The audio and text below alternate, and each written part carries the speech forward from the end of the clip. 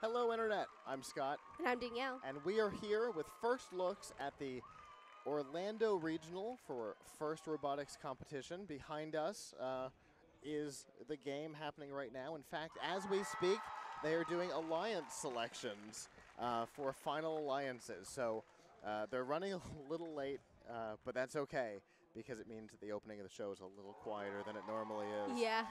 We are also running a little late, so we're going to get right to it so that we can make sure that we get everybody in. Before we start, we want to remind everybody that our First Looks coverage, as always, is powered by Microsoft.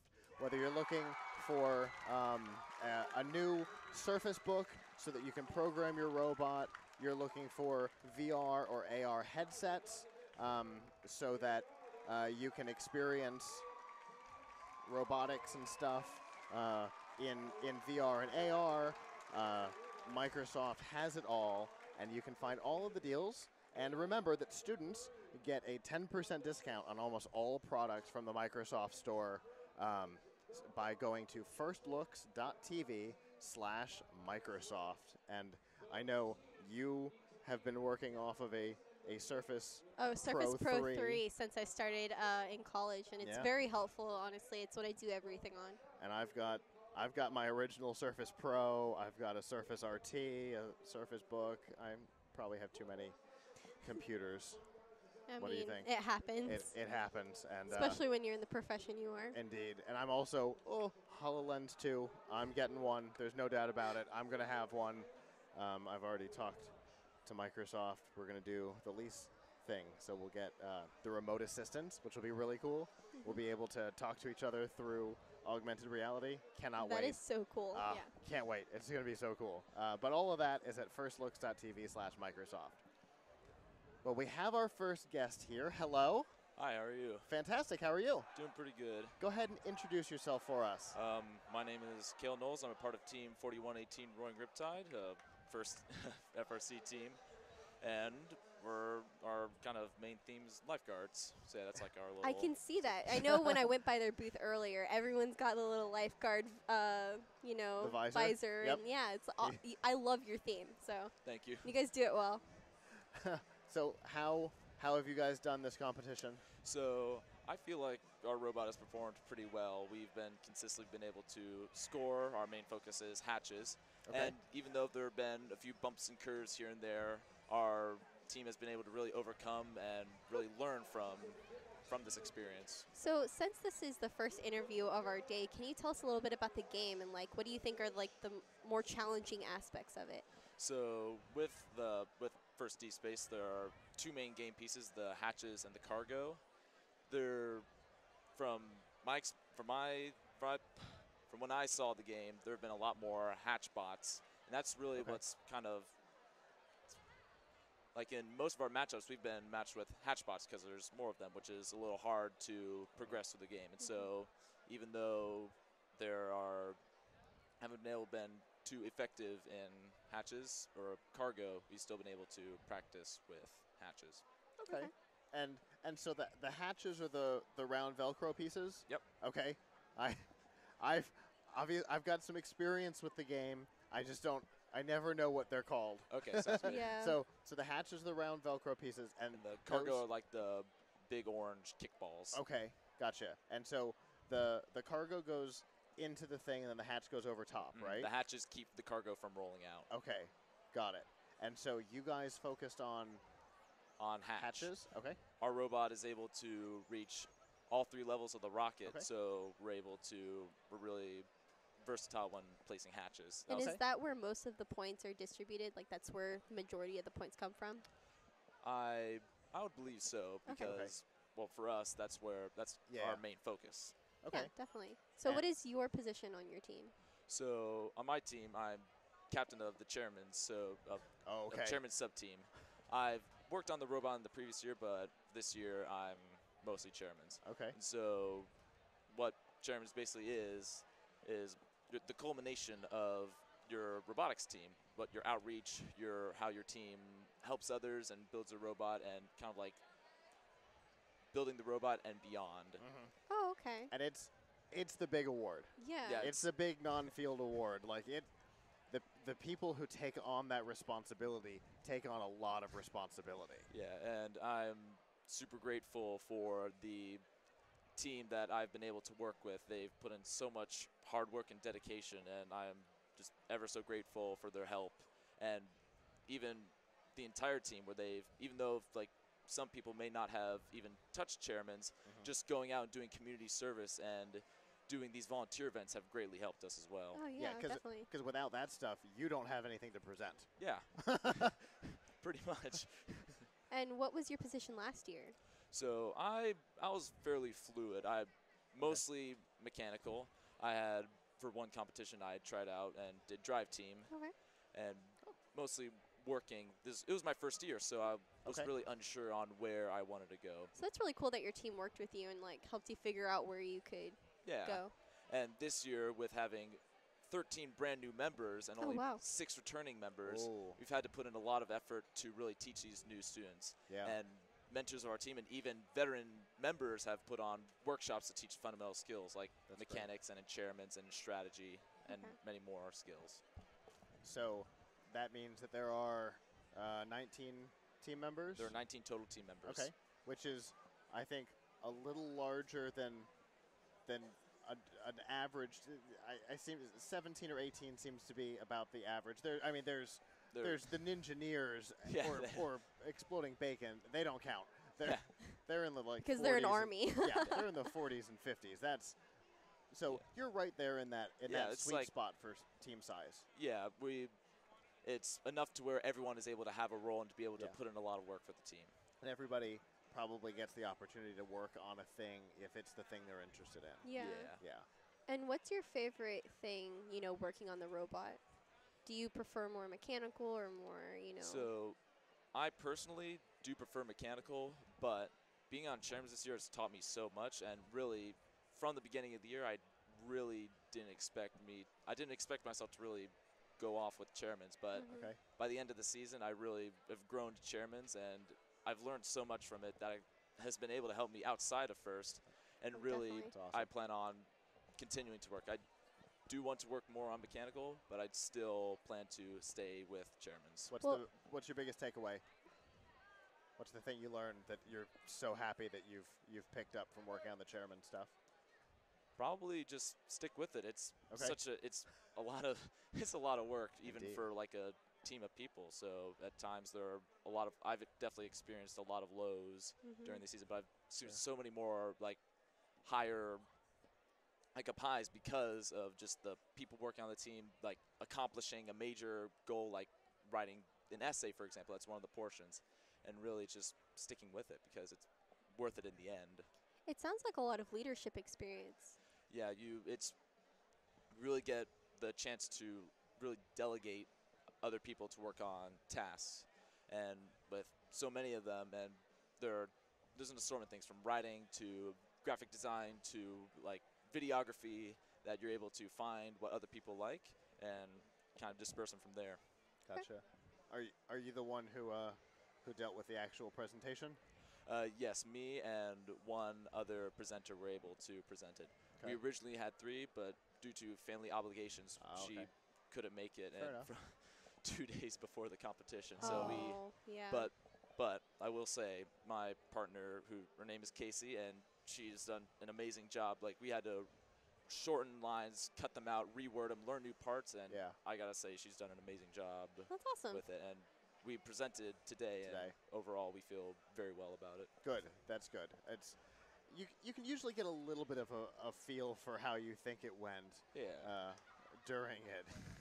So feeling some confidence out of it's a good sign. Yeah, obviously there's a few other things, like there's a few things that really we could have worked on improving, a few things we could have added, but overall we feel good about it. And the important thing is that you recognize that we were perfect. It's not that. You recognize that there are things that maybe next year you can improve on, or maybe in a future competition or something like that. And let's say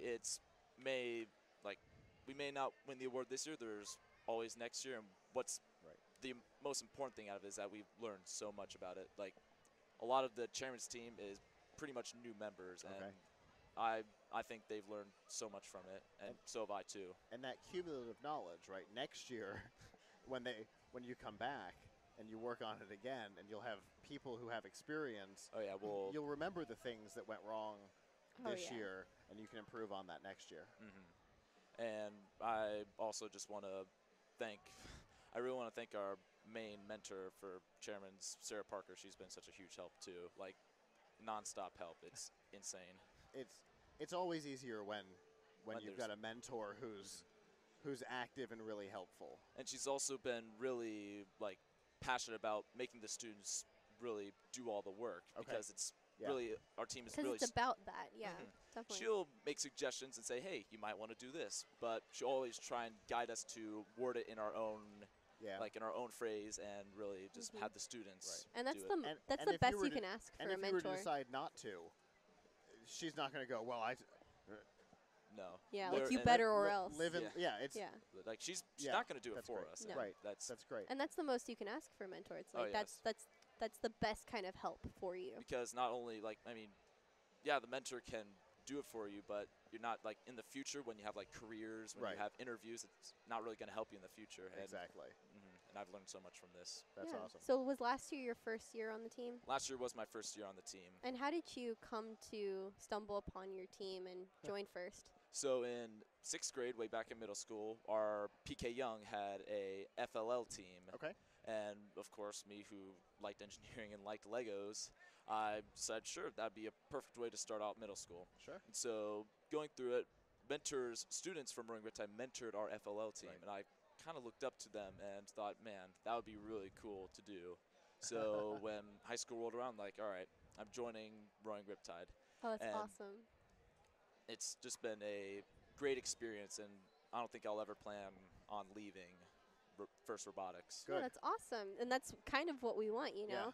So that means you're a sophomore right now? Yep, I'm a sophomore. Awesome. So you got 2 more years of first ahead of you. Oh, yeah. All right. What are your plans in first? So Do you want to maybe captain your team? Do you want to become the best driver on the team? Do you have any plans? I'm not too sure for the future. Maybe learn though more mechanical I side. definitely want to try to drive. I want to go down the path of the more mechanical side. Okay.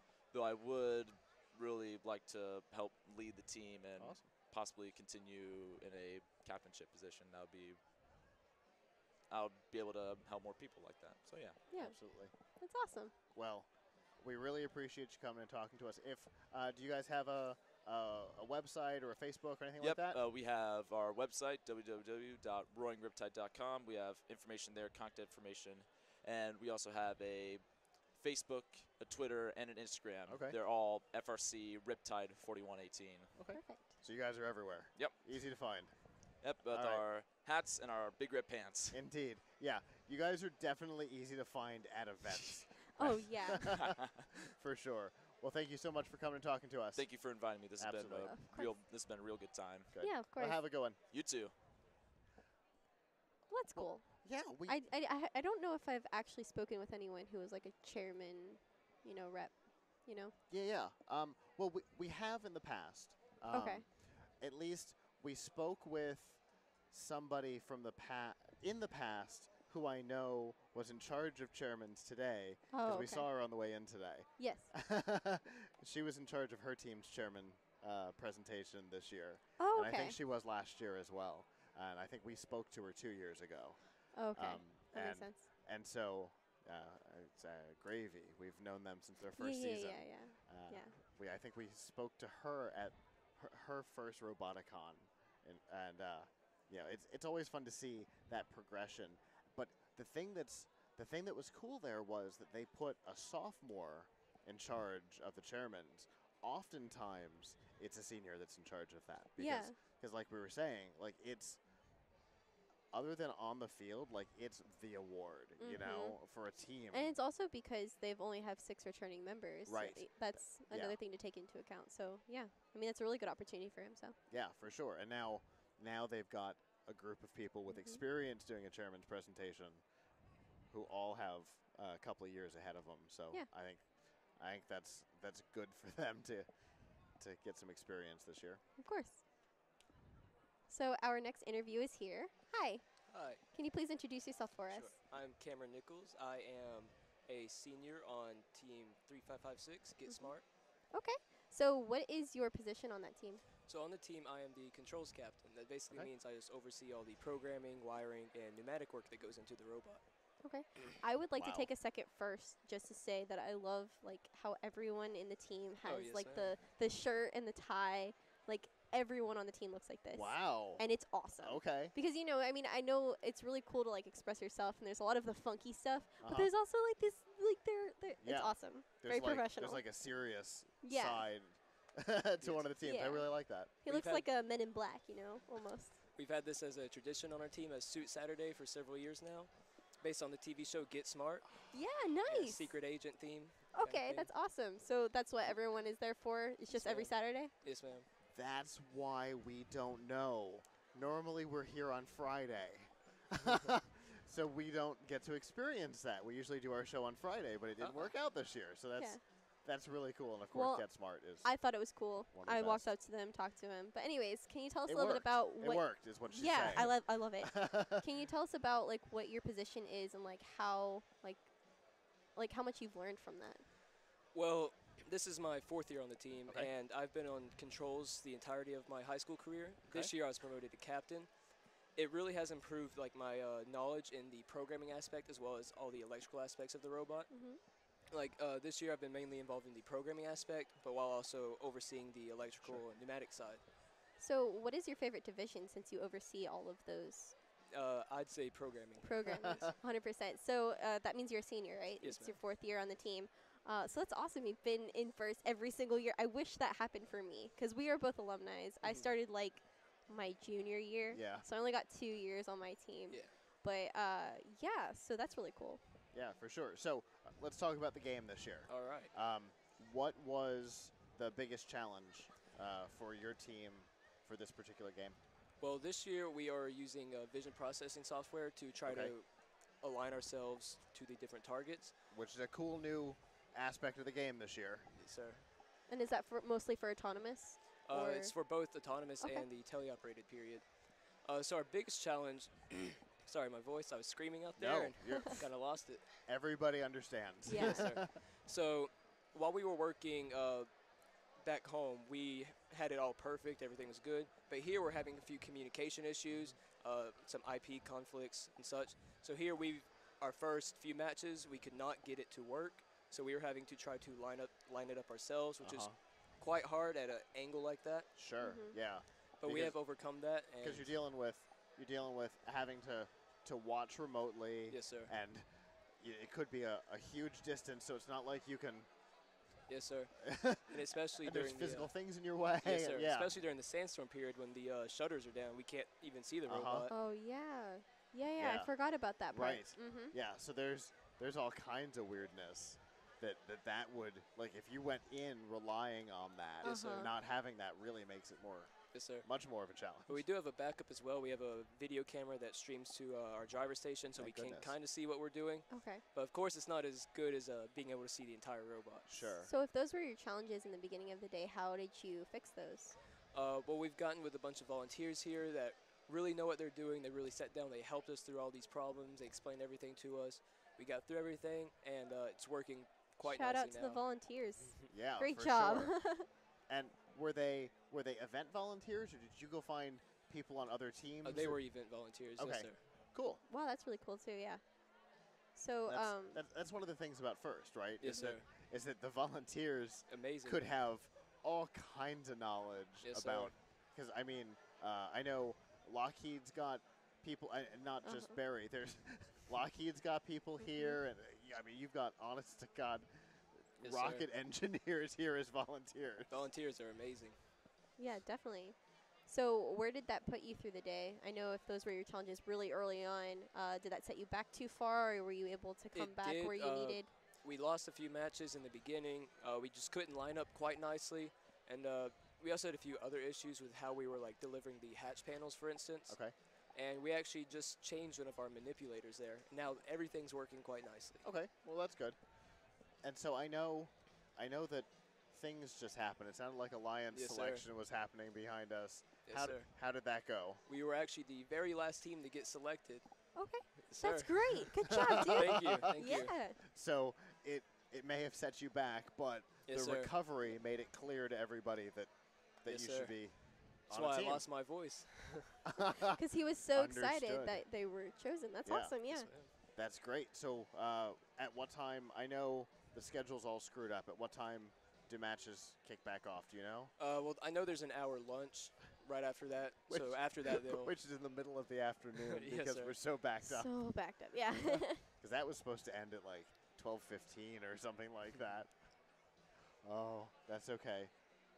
It's okay. So you guys are going to be on a On the final elimination alliance, rounds, which yes, is sir. awesome.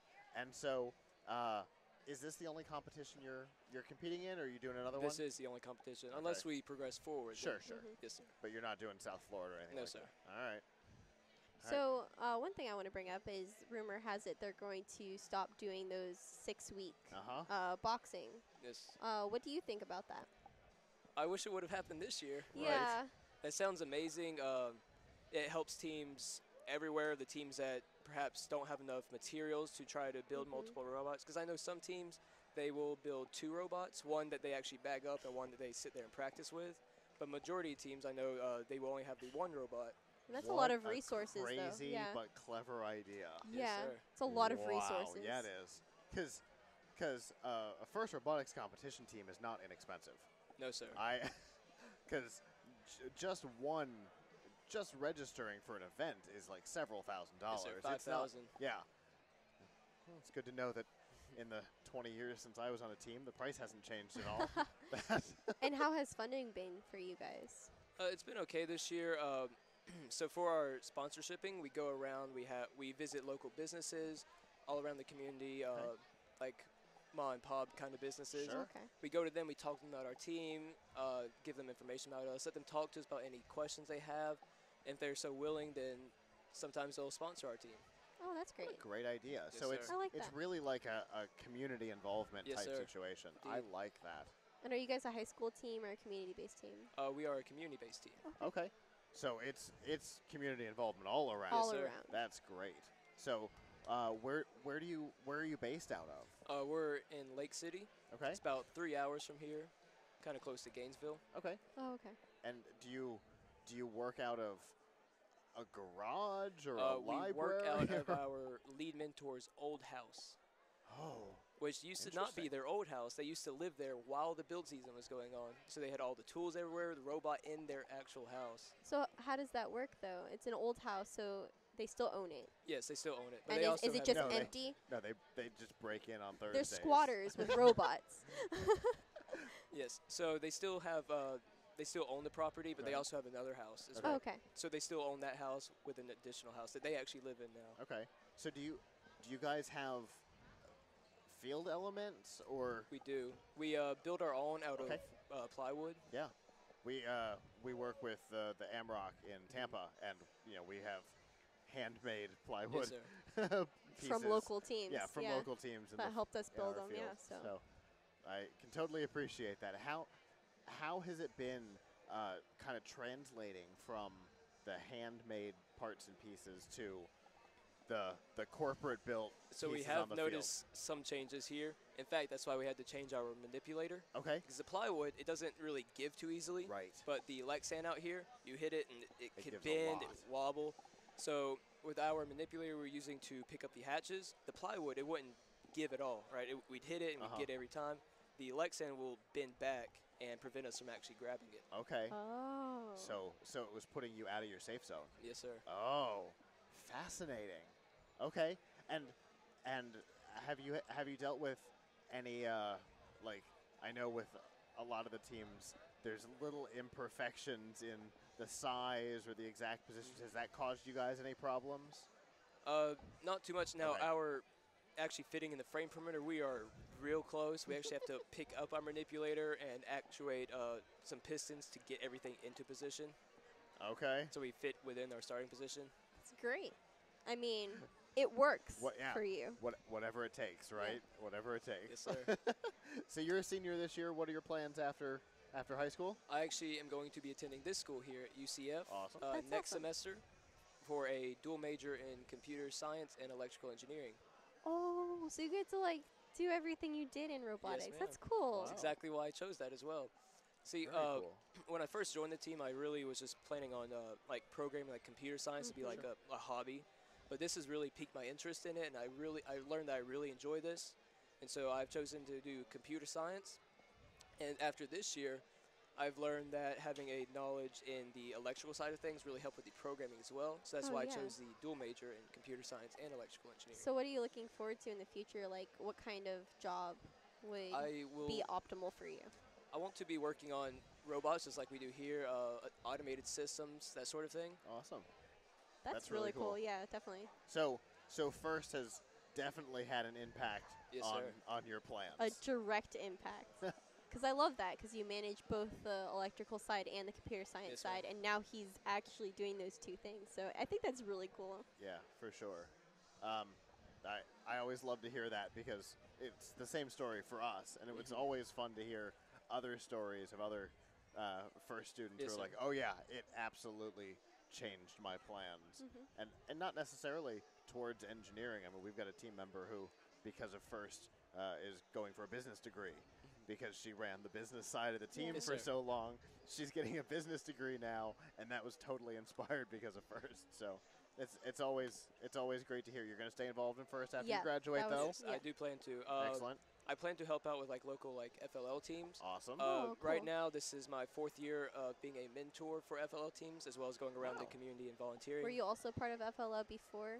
I was not. We Okay. actually didn't have any FLL teams Okay. when I was in elementary and middle school. Sure, We started that actually the year I got into high school. Oh. Yes, of we- course. Our team, we helped start 17 to be exact, FLO teams in our community. Wow. We have one in every elementary school in the county. Wow, That is a really great accomplishment. Yeah, it is. Congratulations. Thank you. that's I love really cool. that. And Really and spreading the word for first, and Yes, it's ma'am. fantastic because it helps students understand Yeah. what STEM is. Because I feel like STEM is a scary thing for, for kids. a lot of It lot certainly of kids. sounds What is like it, yeah. engineering? What is Yeah. what are you doing? But STEM, it's really cool to get involvement in Yeah, STEM. and when the so. kids understand that STEM is literally can be playing with Legos, like the things that you can do with Legos falls into that category. Yes, sir. It becomes less scary for kids. Yeah. Yeah, and I love sitting down with them. I love helping them out. And we also have an FTC team that I'm a part of. Okay. We went over to Fort Walton, kind of near the Panhandle. Uh-huh. And as you know, that place was devastated from Right. the hurricane. So we went there. We actually traveled all that distance to help start up some teams there, go there and help out the teams in that league. Wow. That's nice. We're going great. around Yeah. helping them out with their programming, helping them building their robot, all that kind of stuff. That's great. Yeah, Wow. of course. That's really cool. And then obviously, since you'll be here at this school, hopefully we'll see you in one of these blue shirts next year. Yes, sir. I hope so. Excellent. Because I know volunteers at these events are Yeah. always in need. So And Barry will catch you for alumni. Don't worry about Yeah. that. He Oh, caught yeah. me, especially, and Marissa, another Yeah. part of our team. So yeah, for you'll sure. be caught by Barry at one point. If you're not immediately drawn into alumni, Especially he's if got you're you. here- especially if you're here. Oh yeah. You'll be course. within his grasp. So that's this being his alma mater. Well, we really appreciate you coming and talking to Thank us you. today. Congratulations on Well, thank you. on final selection, and good luck out there. Thank you. Thank you for inviting me. Of Absolutely. course. Have a good rest of the day. Yeah. You of too. course. Wow. Last team selected. Yeah. What? Almost Talk- everything he said, I was like, wow, that's Yeah. really cool. Talk about like being on the edge of your seat, right? Yeah. That could be so nerve-wracking to know that, like, as you're going through the day, thinking to yourself, well, you know what, those first two matches where we were dealing with the different network that we're on, those things that are out of our control, screwed us up.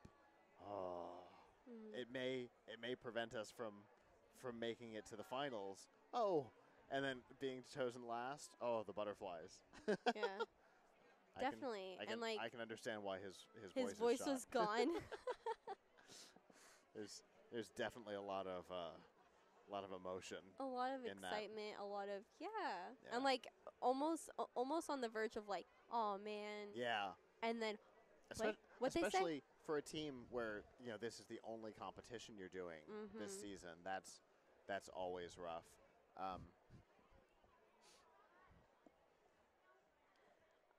But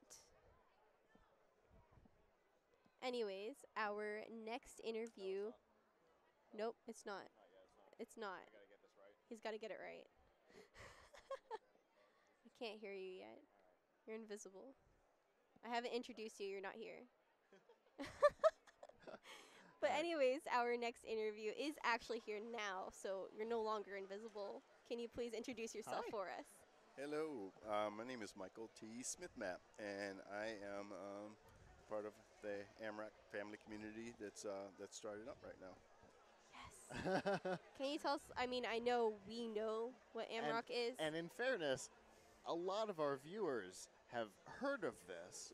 We've talked about it bits and pieces here and there, and it hasn't existed in physicality until this Orlando Regional. This is the first time that we're here that we get to talk about the actual thing that it is now. And I know Terry's talked about it a little bit as well, so this is kind of a continuation onto that. But Mike, can you please tell us, and our viewers, what exactly AMROC is and what your involvement with the... So AMROC is a facility that we could use to incorporate all of the city leagues, the leagues that are otherwise kind of disenfranchised, if that's the proper word, from participating, like if their library system and the library system cannot house them any longer, or if the library system is going under some sort of a renovation.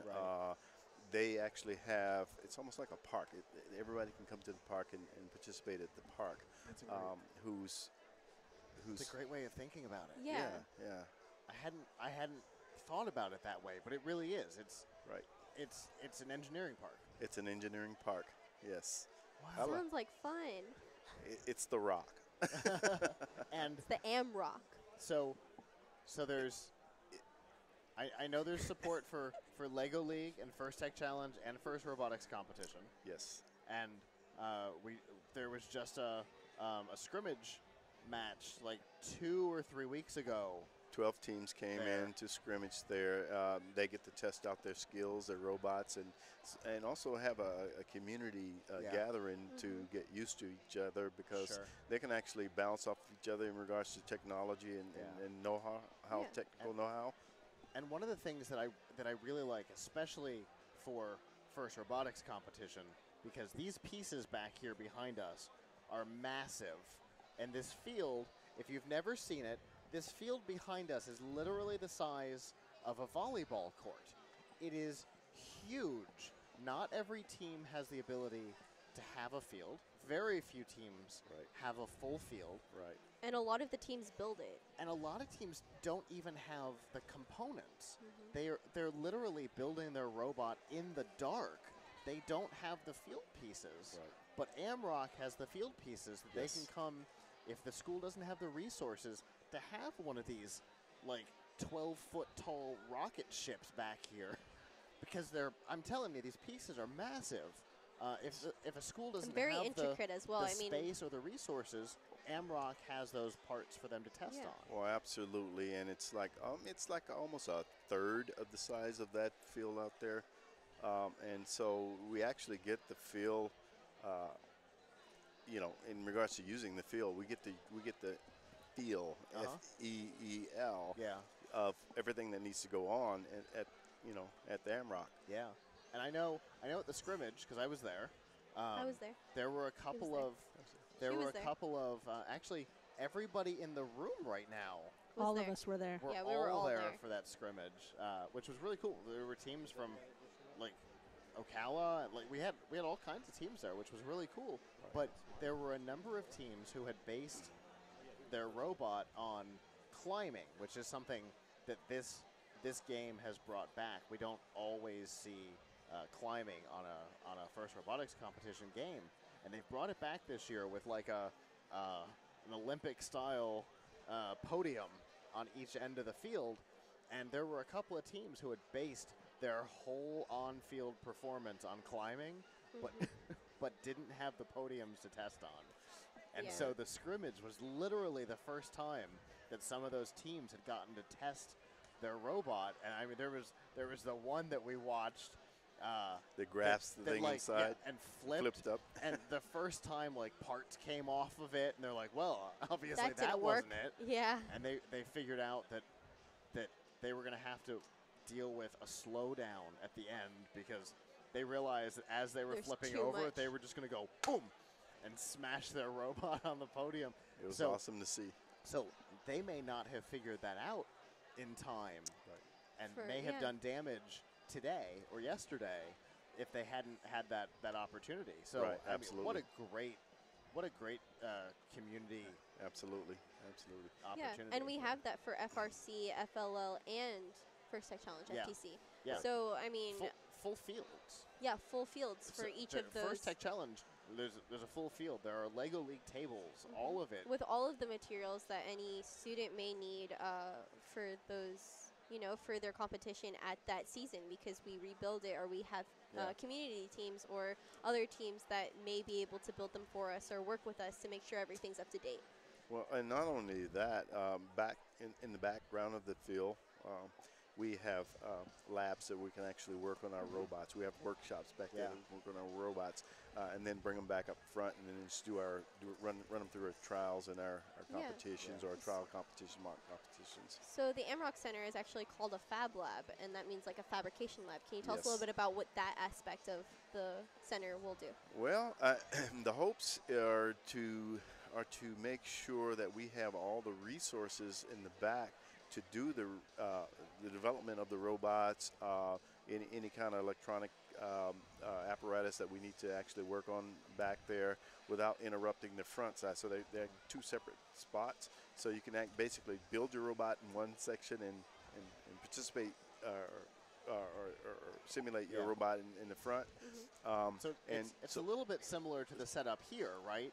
Where we've got a field here and the pits Correct. where the teams are working on it are completely separated. Right. So, they've got power tools and things, and they're And not safety disrupting. glasses are needed. Hey, safety and they're glasses not- are needed. They're not disrupting the actual competition with That's power right. tools and things that are all way downstairs. That's right. We have drill presses and we have lathes, and we're doing all kinds of things. Matter of fact, we're fabricating the sign for the storefront back there as well. So it kind of shows a little bit of increased capability for the kids, and they're inspired by it. They got their own little tools back there, Yep. and they're just inspired by it. So right now that center is open for just like robotics students that kind of talk to us and know. When does the center open for the public that would use the center for like projects or maybe certifications in the future? So don't quote me on this, but the expectation is around June. Okay.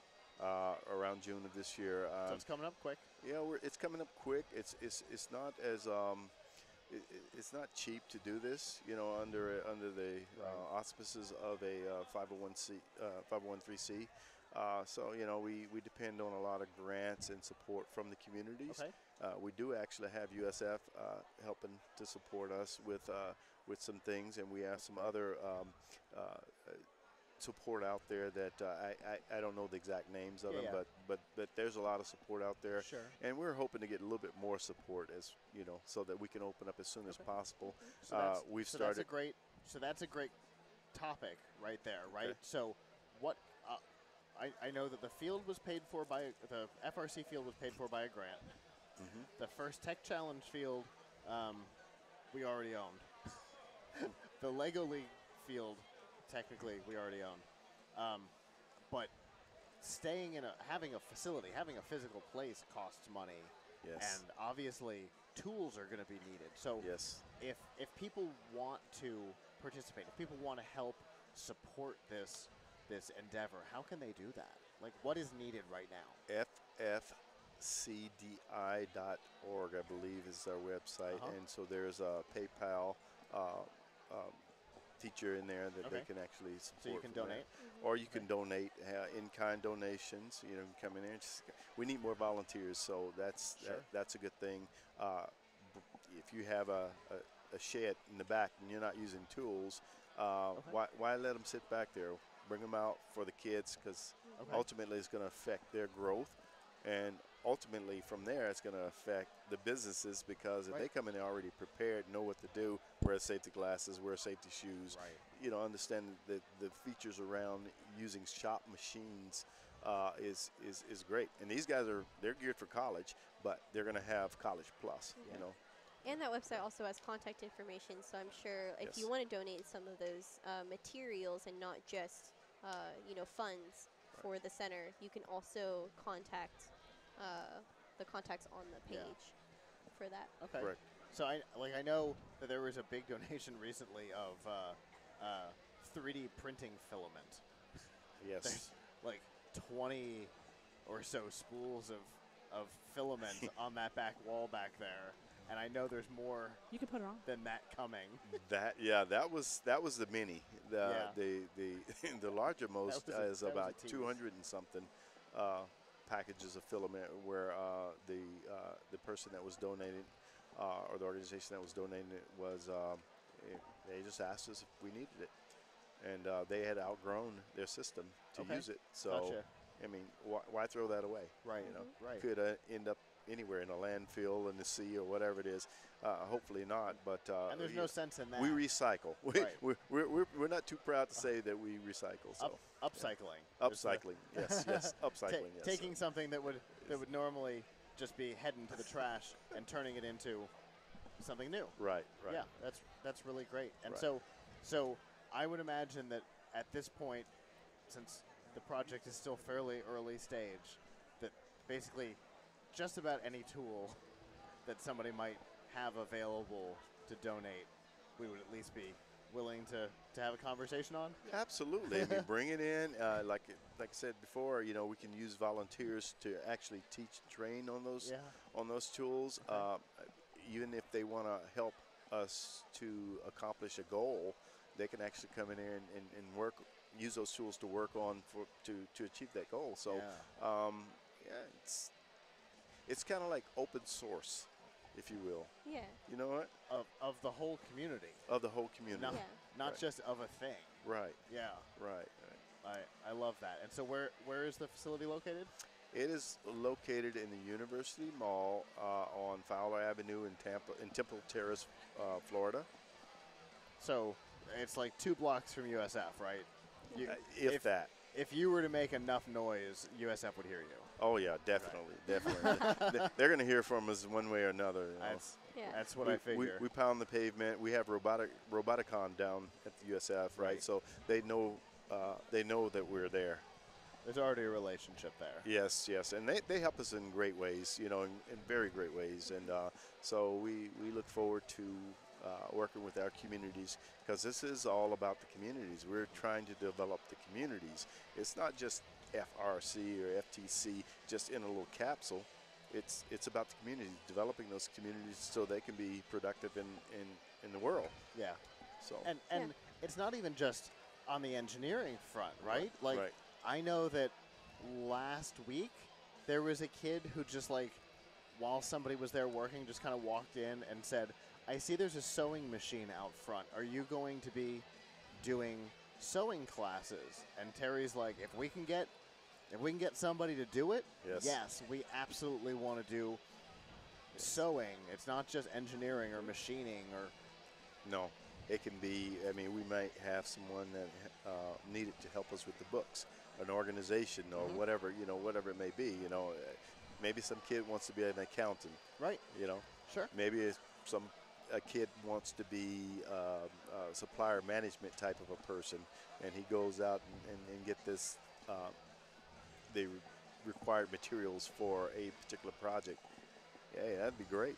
Yeah. That would be great. Yeah, and I know AMROC also has some social media. I don't know if you know the handles for those.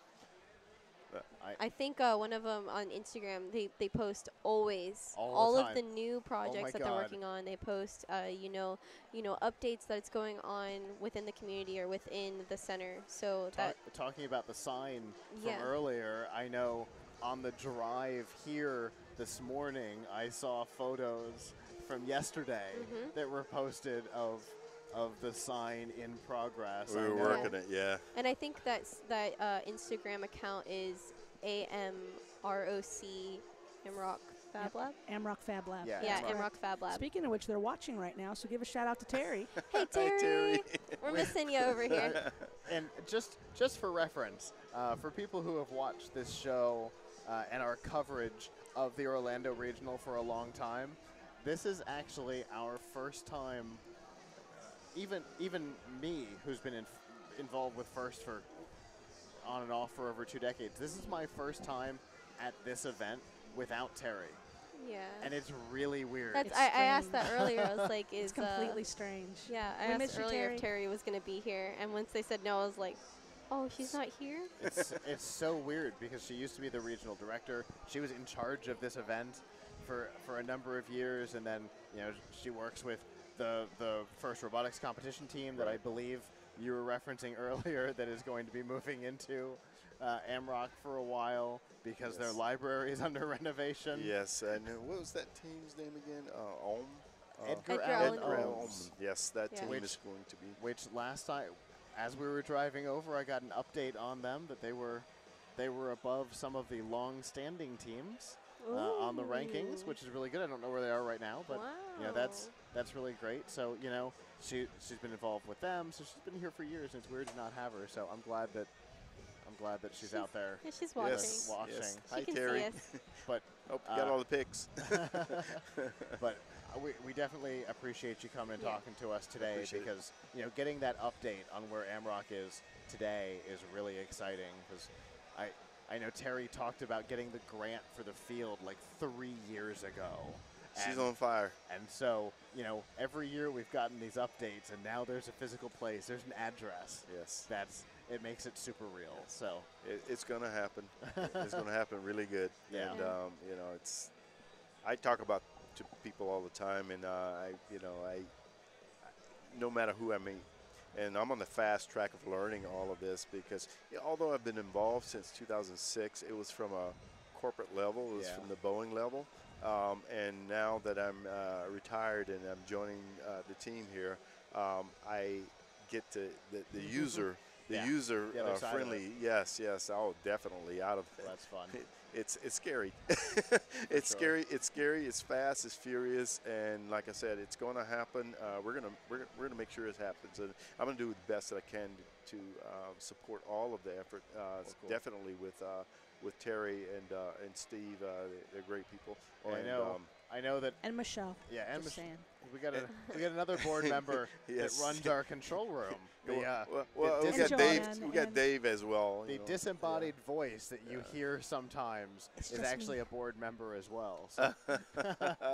Well, we definitely appreciate you coming and talking to us and giving that Thank you for having me. update. And I'm glad that you've joined the board officially, like this week. I think Yes, it was. Oh, yeah. it was So officially this Yes, week. welcome aboard. Congratulations. Yeah, all of this is on me. It's like, oh, I'm just shaking like, oh, I'll get out. I'm used to doing You're this, doing but great. I'm not so used to doing it at the same time. That's Yeah, okay. Again, so Well, thank you for. you'll have a lot of experience with it. So, yeah, I know. everything will be good. I should have done a pre. Yeah, thank you. all right. Enjoy the rest of the day. Yes. All right. It's always fun Oh. talking about Amrock and Yeah, how it- much, it really how is. far it's come. Right? It's because like I said, I mean, we literally talked with Terry a number of years ago when she got the grant for the field, Mm-hmm. which was seriously like 3 years ago. Yeah. So this is the 4th Orlando Regional that we've talked about this field and what was going to be built around it. And obviously none of us quite planned for what it is today. It's No. definitely a bigger project than what when she's like, I got a grant to build a permanent FRC field in Tampa. We're like, great. What? Where are you going to put it? What are we? And she's like, we'll deal with that. And now here we are 3 years later, and And it's actually Watching it starting come to life come is to life. amazing. Exactly. yeah. It's having been in there before we had power Yes. and now having hosted an FRC scrimmage match in there and had all the kids like piled into that space. It was so cool. Yeah. Well, we have our next guest here. Hello. Oh, try that one more time. Oh, hello. There we go. How are you? I'm good. How are you? Fantastic. Go ahead and introduce yourself for us. I'm Samantha Mink. I'm part of the FRC team 3653, the Bobcats. And what is your position on that team? My position is the pit boss. And basically what I do is I stand at the front of the pit and I greet everyone. And I tell them to take the stuff that we've taken all season long to create and basically make, and also greet the judges who we created engineering notebooks to hand to them and just describe about our robot and the business side of our team. So you're kind of like a little manager, right? Yes. Yeah. Okay. And presenter. Yeah. Kind of all in one. That's So she's the face. You're kind of the face Yes. of the team. certainly the public face. That's anybody who goes to the pits and walks around, you're the one who interacts That's with how I them. found her. I imagine so. I love the face paint, by the way. Yeah. Thank Very you. cute. So how long have you been on the team? I'm a junior now, so I've been on the team for 3 years. Okay. Oh, so you started as a freshman. Yes, How I did did. you get into first? I got into first because my brother was in first, and Oh. whenever he took me, I went to the competitions, and it was really exciting whenever I went. It Okay. was really cool. I always saw the cool shirts that they made and all the cool buttons that they made, and I just thought it was really interesting. So was he also in FRC Yes, he was. on the same team? Yes. Okay, so cool. You kind of just joined. Is he still on the team, or he's already graduated? He actually graduated, but he was kind of like the spirit of the team. Whenever he wasn't the mascot, but he would dance every single time anyone did dance, Okay. and he'd just be up and all peppy and everything. Did you take that over? Kind of. I mean, I'm the face of the That pit. was- I'm not. that I'm was- not so much that the was- dancing Oh. person. Okay, But okay. All right, so you're your own person, then, which is absolutely fantastic. But I know. I love that like family legacy idea Yeah. that you were both on the same team and passing it down to the next. both having that kind of role where people see you and recognize you Yeah. for different reasons, but definitely because I know like there's a number of teams down here that even from our perch up here, we start to recognize some faces because they're out there dancing. Yeah. And there are people in the pits from teams that we definitely get to know from Yes. walking around and saying hi. So it's really cool that you both took on a role Yeah. that people recognize. Yes. So how is the day treating you and your team? It's actually been really great. Like we Awesome. talked to a crazy amount of judges today. We talked to about like 15 judges, and Oh, we're only wow. supposed That's a to lot of actually That meet is a four. lot of judges. Yes. Every single time they walked past our pit, even if they weren't going to like us, if they weren't scheduled us, we were like, please talk to us. We want to know more about you. I want you to know more about us. And That's a try really to good spread the strategy, word. though. You know, like Mhm. that's a really good way of grasping attention. And So. Yeah. and practicing, Mhm. right? It gives you, only 4 of them are technically scoring on their interaction with you, but Yeah. it's giving you the opportunity to talk and work through the answers to questions that a judge might have and things like that. That's actually It's a also brilliant a idea. really good school or a really good lesson for after school. Like I'm about to graduate college, and like networking is a really big aspect of that. So you're already getting that whole networking, ability even before graduating high school. So you're learning really quickly. And first is a great place for that. Yeah. There are so many interesting people that you can meet through first. So, Great. what are your plans? What are you at, like? I know you've got another year, but after you graduate, do you know, like, what you want to major in or what you want to do? I would like to go into computer science or Okay. computer engineering because I'm really interested in the engineering field as I'm in FRC.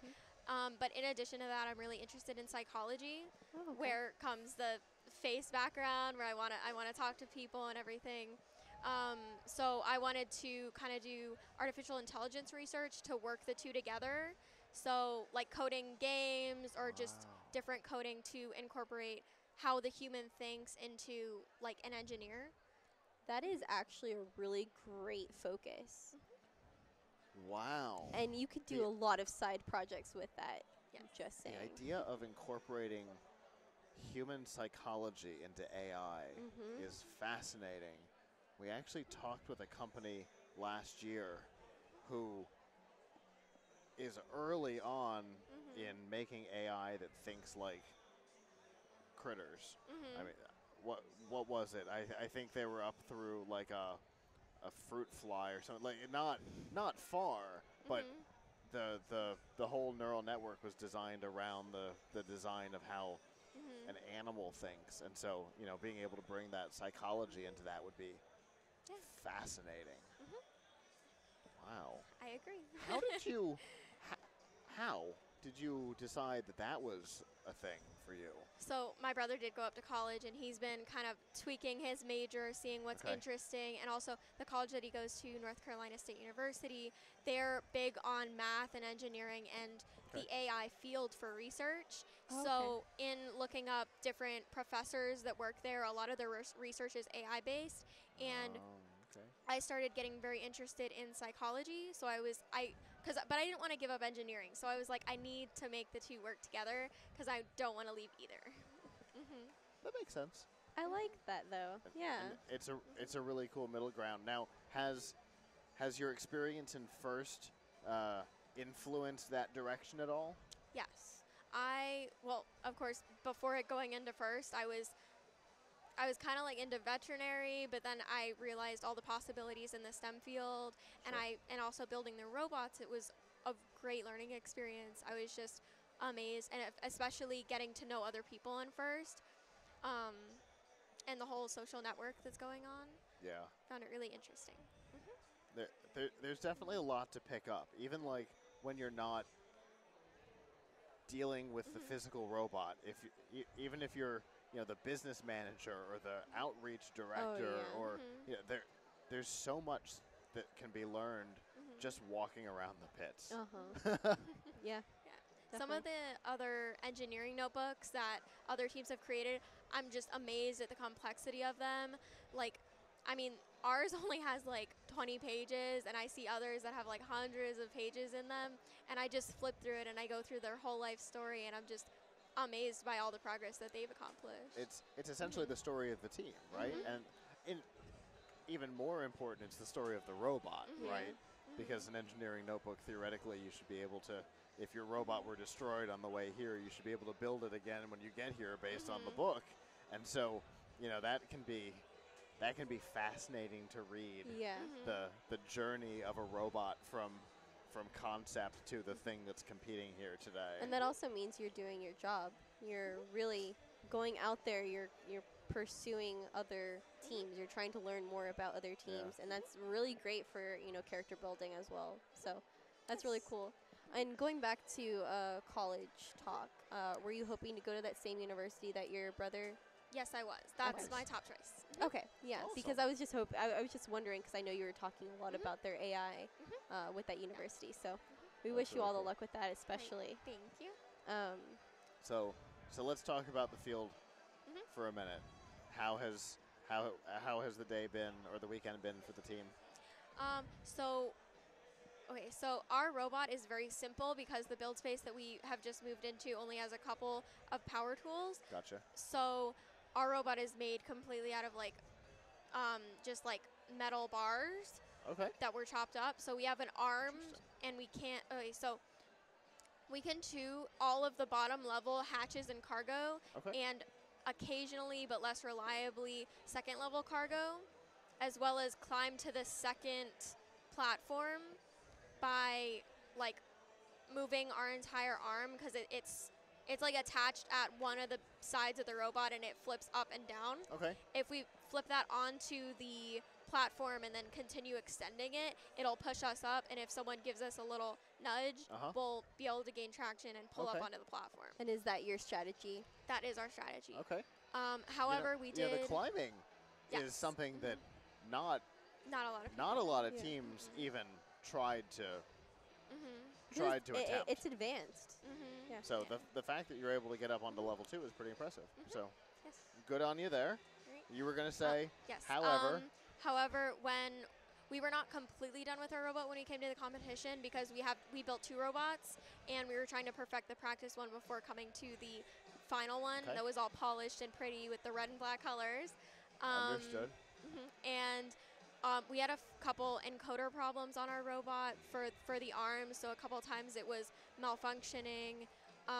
However, at like the last few matches were amazing for us. We got 3 ranking points. It was amazing. Great. We climbed the ranks really fast, but however, we did not climb enough to get noticed by all of the top Okay. 8 teams, so we did not qualify for the quarter and semi and finals. Okay. Well, you know what?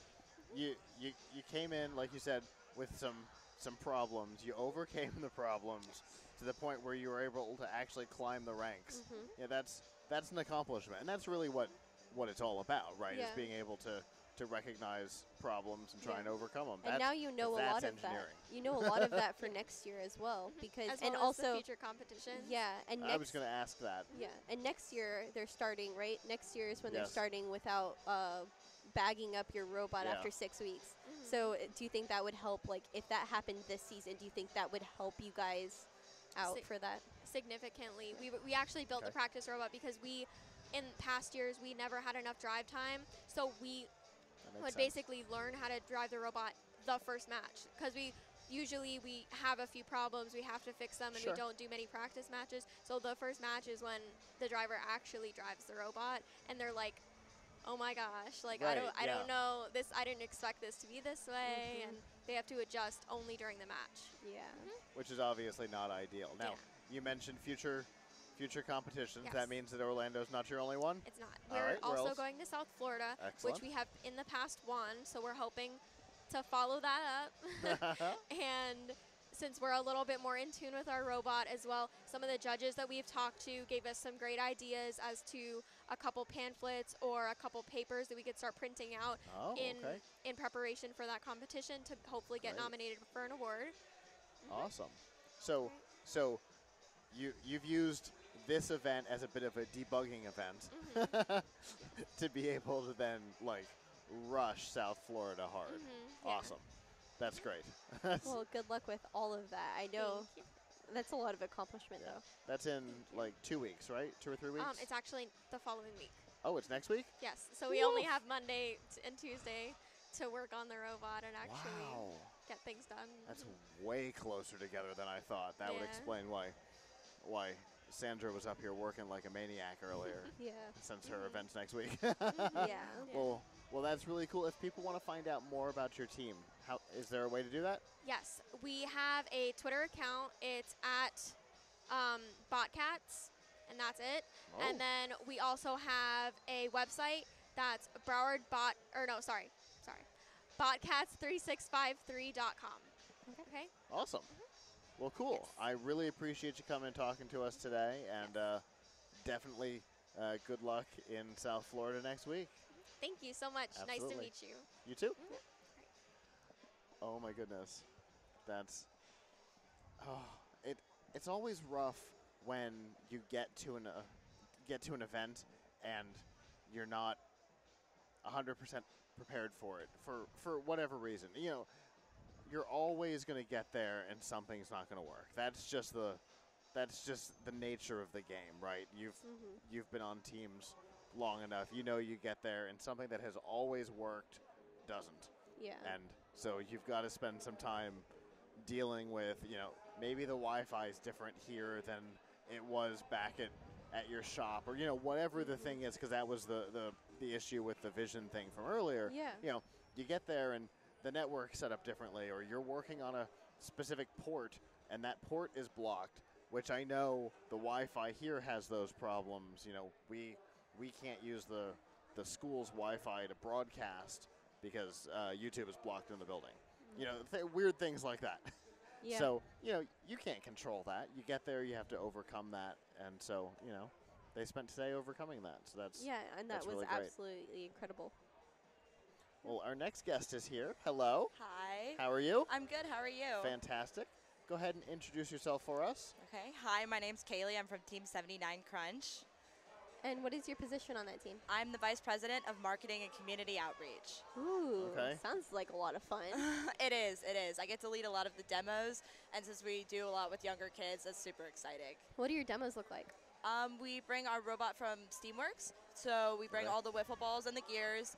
The kids love that. We set up, it's normally a table, and we have our robot driving around in front of them, so we get all the little kids to come in and throw balls at the robot. We can catch them and spit them back out, so they love that. Oh, That's- I love that. What a great game to Yeah.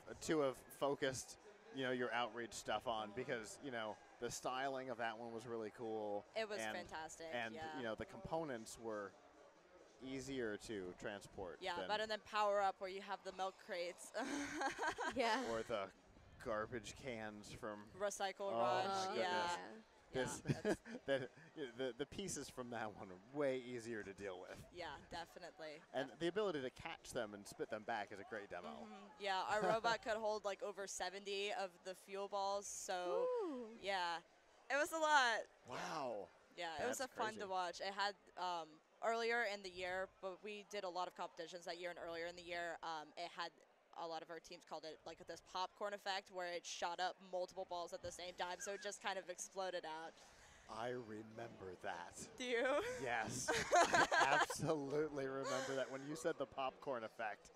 Yeah. Yes. That's exactly what it was. I remember that machine now. When this comes down, oftentimes we have the opportunity to go sit here and watch a couple of matches, and so definitely gotten to see that. And then at Roboticon, we get to see you guys again as well. So. Yes. So how is this event treating you guys? Not gonna lie, this event's been a little rough. Okay. We had, with us, it was a lot of troubleshooting, and alliance pairings didn't quite work out. We're a cargo bot we've decided to focus on, and so just relying on alliance partners to get those hatch panels on has kind of been a bit of a struggle. And then we're working on a climber. We've spent the entire competition kind of trying to work on it. I don't know if you guys have had a chance to see. We have this hugger thing on the front of our robot, so it'll come down, attach to HAP 3, and then flip our robot over, but we've been having trouble with the traction. So we think we got all those problems figured out, and we're heading to South Florida in a few weeks. So we're planning on doing a lot better then. Yeah. In a few days. Isn't it like soon? End of March. I think it's the last weekend in March. Okay. But yeah, so not a lot of time, but Yeah. enough time for us to fix what we know we need to do. Yeah, Well, put more time into That's it. good. Now, your team has been around for a very long time. We have 22 years. I remember when the team was founded. Do you really? I absolutely do, because I was on a team when your team came about. Really? Yeah, it doesn't exist anymore. We were 42. Oh. Great team number, right? Yeah. Oh, hated to lose that number. Anyway, I remember when the team was founded, and you guys are right in our area, and I think you guys were at in Force, if I remember correctly. We're at the Amrock scrimmage, right, in Tampa? Yeah. You mean the one this year? Yeah. We hosted that actually. Yeah, that's right. Every year for the past few years, we've been co-hosting with Royal Robotics, Yes. and it's been at River Ridge High School. And then this year, we were able to use the Amrock lab, where it actually had a field that we could do. So we kind of were in charge of that, took care of that. That was so much fun. It Yeah, was it was. super cool. Everybody brought in the rockets. We didn't really get to test our robot. We spent a lot of the time working on it, but it was cool to see the other teams there. I know Riot was there, and they had their robot out and practicing with it. Yeah, and getting to see a couple of teams who hadn't gotten to interact with the field yet get up on the third, seeing that, and that just everybody losing their minds when they did that the first time. Yeah, it's really exciting. It's one of those things, right? It's one of the things that normally you only get to experience in a competition, but we're starting to get to see ahead of time, where everybody can cheer on the other teams and be like, do it, or is this the one that's going to work? Is this nothing flew off? Woohoo! Yeah, definitely. So what has been the biggest challenge for this game for your team this year? For us, it was just making sure we had everything we needed. We kind of had a clear idea right away what we wanted to do, but we kept underestimating the amount of parts we needed. So a lot of our time was kind of delayed because of waiting for shipments. So eventually we got everything in, but there wasn't enough time to practice. So our Thursday was spent fixing and troubleshooting. So we did like a practice match. So our drivers were still learning the controls and everything like that. But like I said, we're a lot more prepared now. So South Florida, we're hoping to do a lot better. Yeah, definitely. And So- what so year a student were you a again? debugging, I'm a junior. a You're a debugging junior. event. Yeah, eventually, basically, yeah. So now South Florida will be your focus event. Definitely. Makes sense. So How- you're a junior. Yeah, and how long have you been with your team? I joined freshman year, so Okay, 3 so years this is your now. third year. Yeah. So what are you looking to stay in the same position you are this year for next year, or are you looking to like explore a little bit more? I'd like to be the president of the team. Ooh, Yeah, one of my best friends was our president last year. She kind of took me under her wing. That's cool.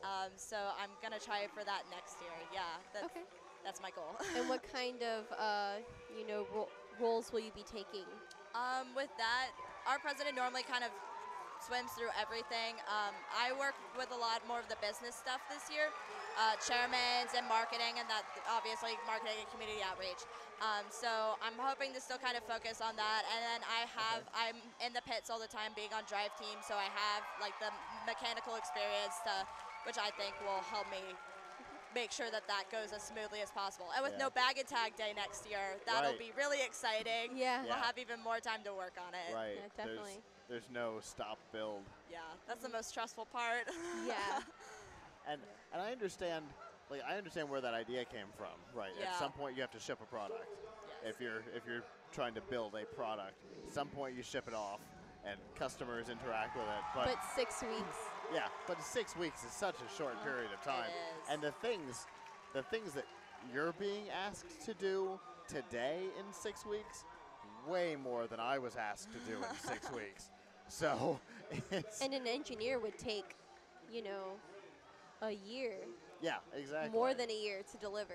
yeah. Yeah. So 6 weeks is a crazy short period of time. Yeah. It is. So I know you're still like kind of in the beginning of this phase, but do you know anywhere like what you want to do after high school? I've been thinking about either doing like a major minor in business and engineering. So I'm not entirely sure what specifically yet. Okay. But I definitely like the business side of what I've been working in with robotics a lot, and I want to kind of explore that. And then I'd either like to go here at UCF or go to UF. So whichever or. So I mean, a good goal for you. Yeah, thank you. Yeah, that's really cool because obviously, like having somebody in an organization with a business degree is always great.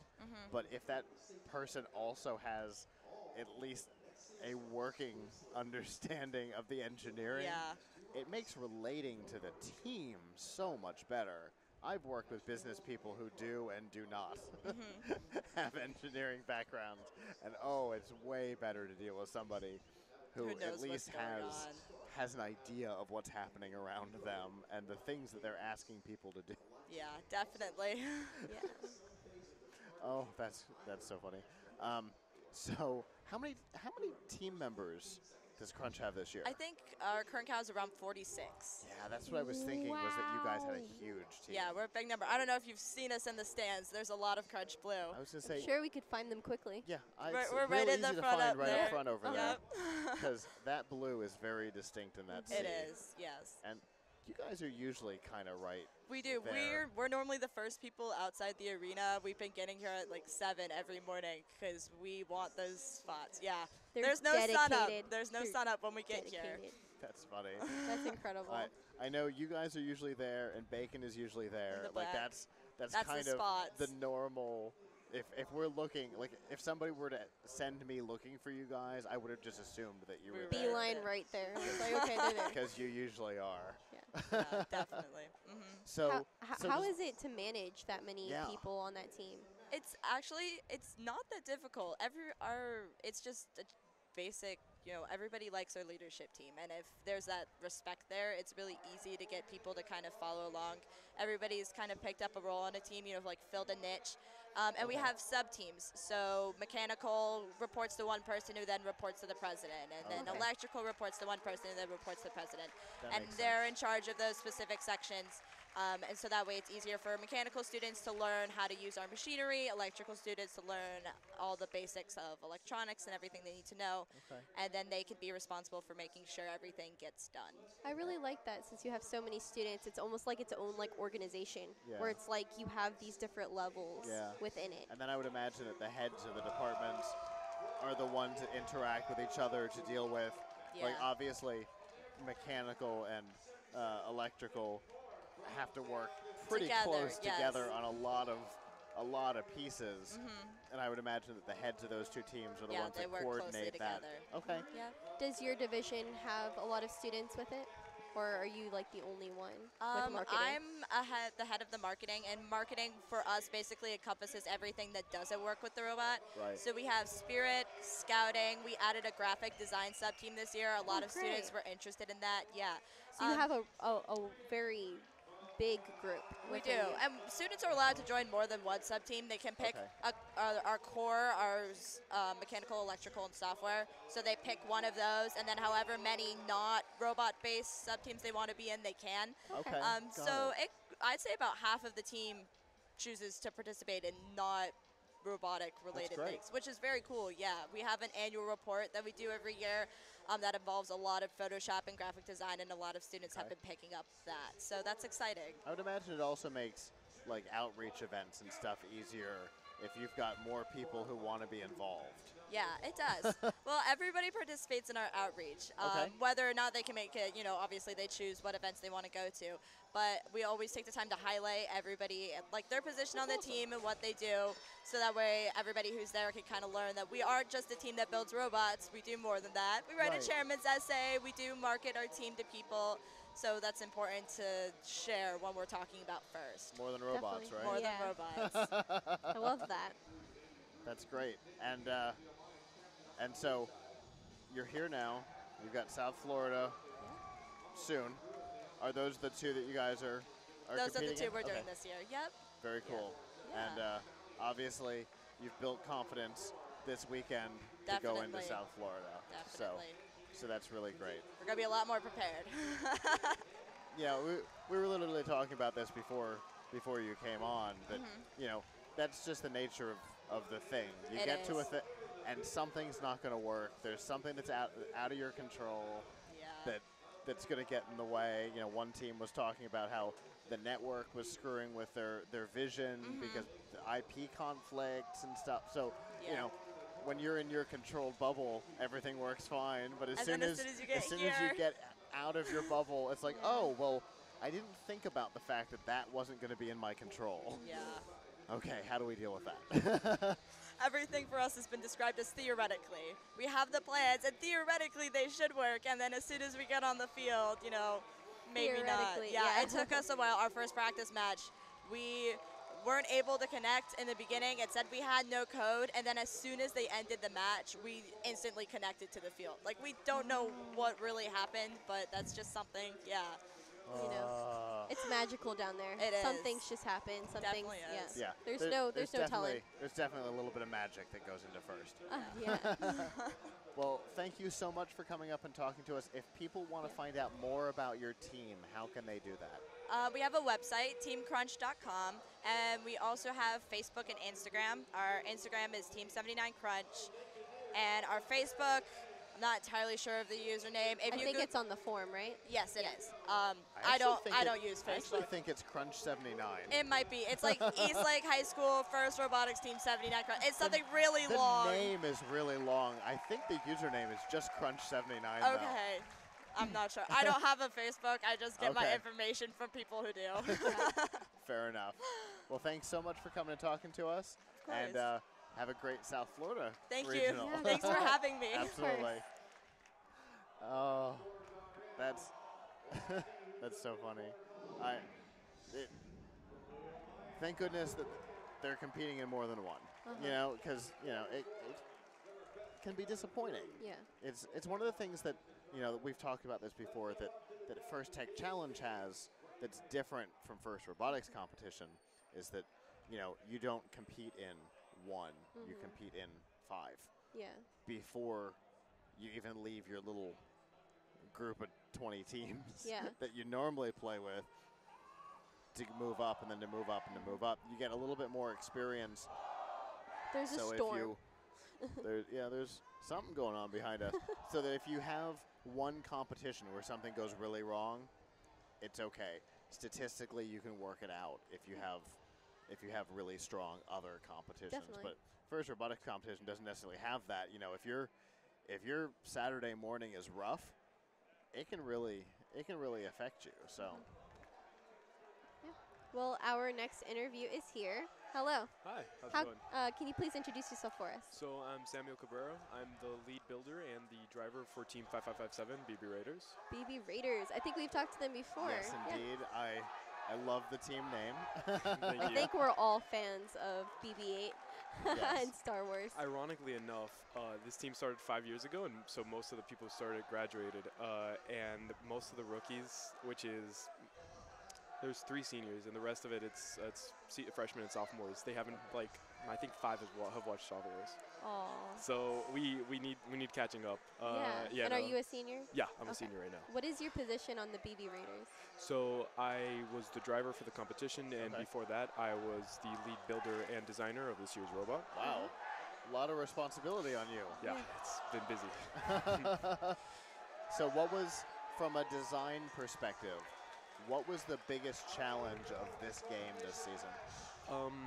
I think for us, initially we just needed to kind of nail down what we were going to do. For the last couple of years, we've had very rough seasons because our team is still fairly new, and our mentorship is still fairly kind of getting a footing into how these competitions work. We haven't had the most success. We've been dead last for close to dead last for close to 2 years.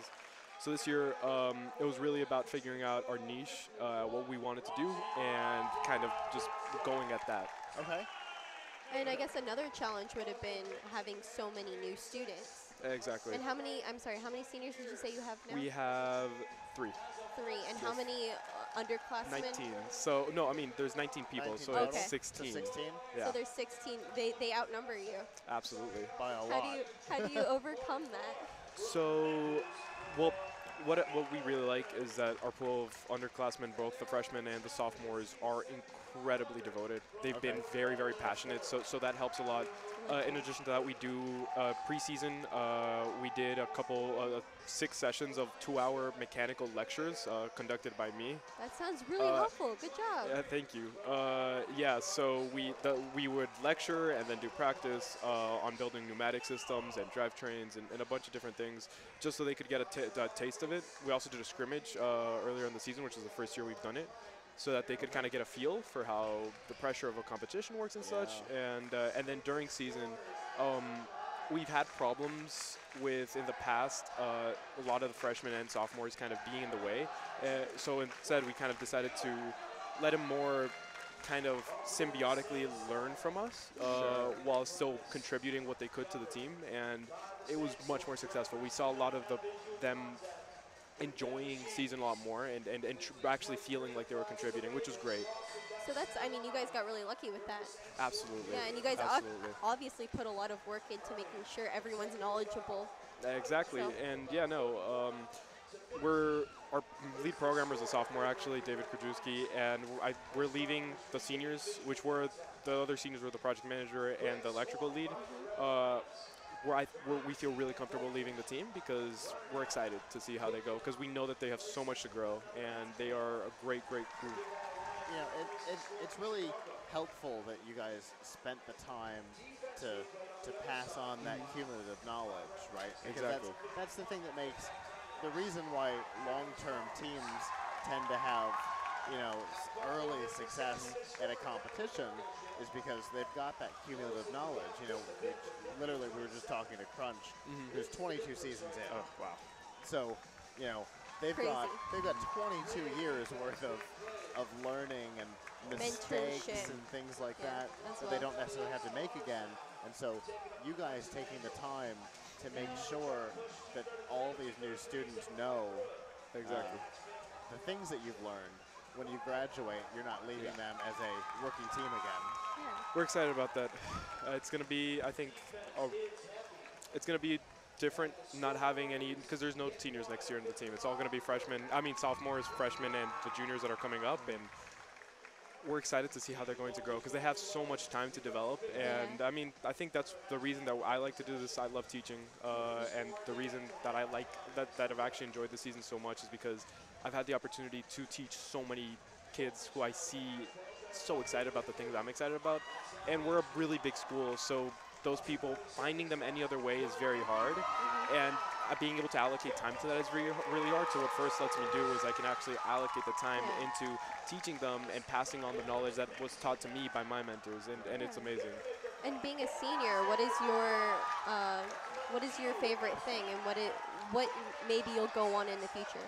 Well, my favorite thing beyond like the teaching part, I loved driving this year. It was so much fun. We played a really defensive robot. We were a big ramp. We were the big wide ramp robot, and it was first good to not be in dead last. It felt good to be able to win a couple games and to also get a couple people ramped up on our machine. And beyond that, it felt good to feel so unified with the team this year, having everybody kind of on the same mindset.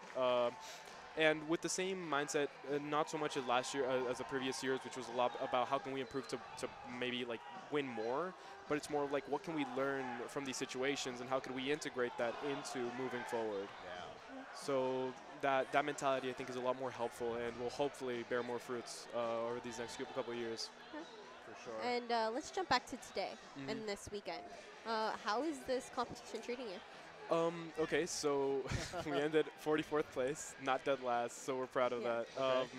How many teams competed? 64th. Okay. 64th. So you know what? Yeah. That's better than nothing. Yeah. So beyond that, we're happy because in terms of alliances, we saw that our robot was actually getting quite a lot of attention. First, because we are the widest and biggest ramp I think that any of them had ever seen. Our robot was mainly a ramp, and second of all, our defense game was getting really, really good. We got a lot of compliments as a team for defending in later games, and yeah, we weren't holding out on getting picked or anything. We knew how this works and what it was. I think we all had our fun, and we all learned a lot from this experience. I wish I could do first again. Because I keep seeing things that I wish I could improve in, and I'm definitely, even though I think I'm moving out of state, I'm definitely going to be Skyping them a lot next year and keeping in contact. You could still be a mentor. Exactly. You could still help out.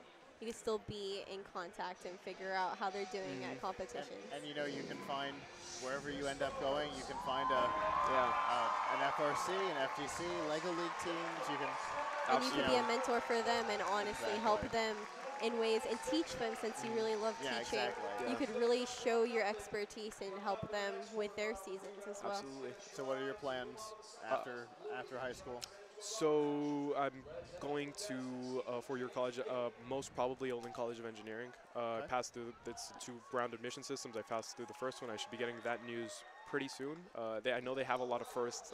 When I was doing my interviews up there, they have a lot of first legacy. Awesome. So there's a lot of teams and a lot of people, and it's nice. You feel a good camaraderie with first, even though most of them were from California. I've never heard of their teams even. It was still kind of like an innate thing. Isn't that fun? What? Isn't that fun? Yes, of course. No, it's great teams because that you've never heard of before. I love doing that. Yeah, no, it's really nice because you already have a connection with people, and around, I think 50, it's a small school, and around 50 or 60% of the people who go there have done first or some level of a robotics competition. Most of it is first though. And so you instantly can get there and talk about something and some experiences you had in high school and relate to them really quickly. So it does open your gates like that. That common ground. Yeah, exactly. It makes making friends in a new environment way easier.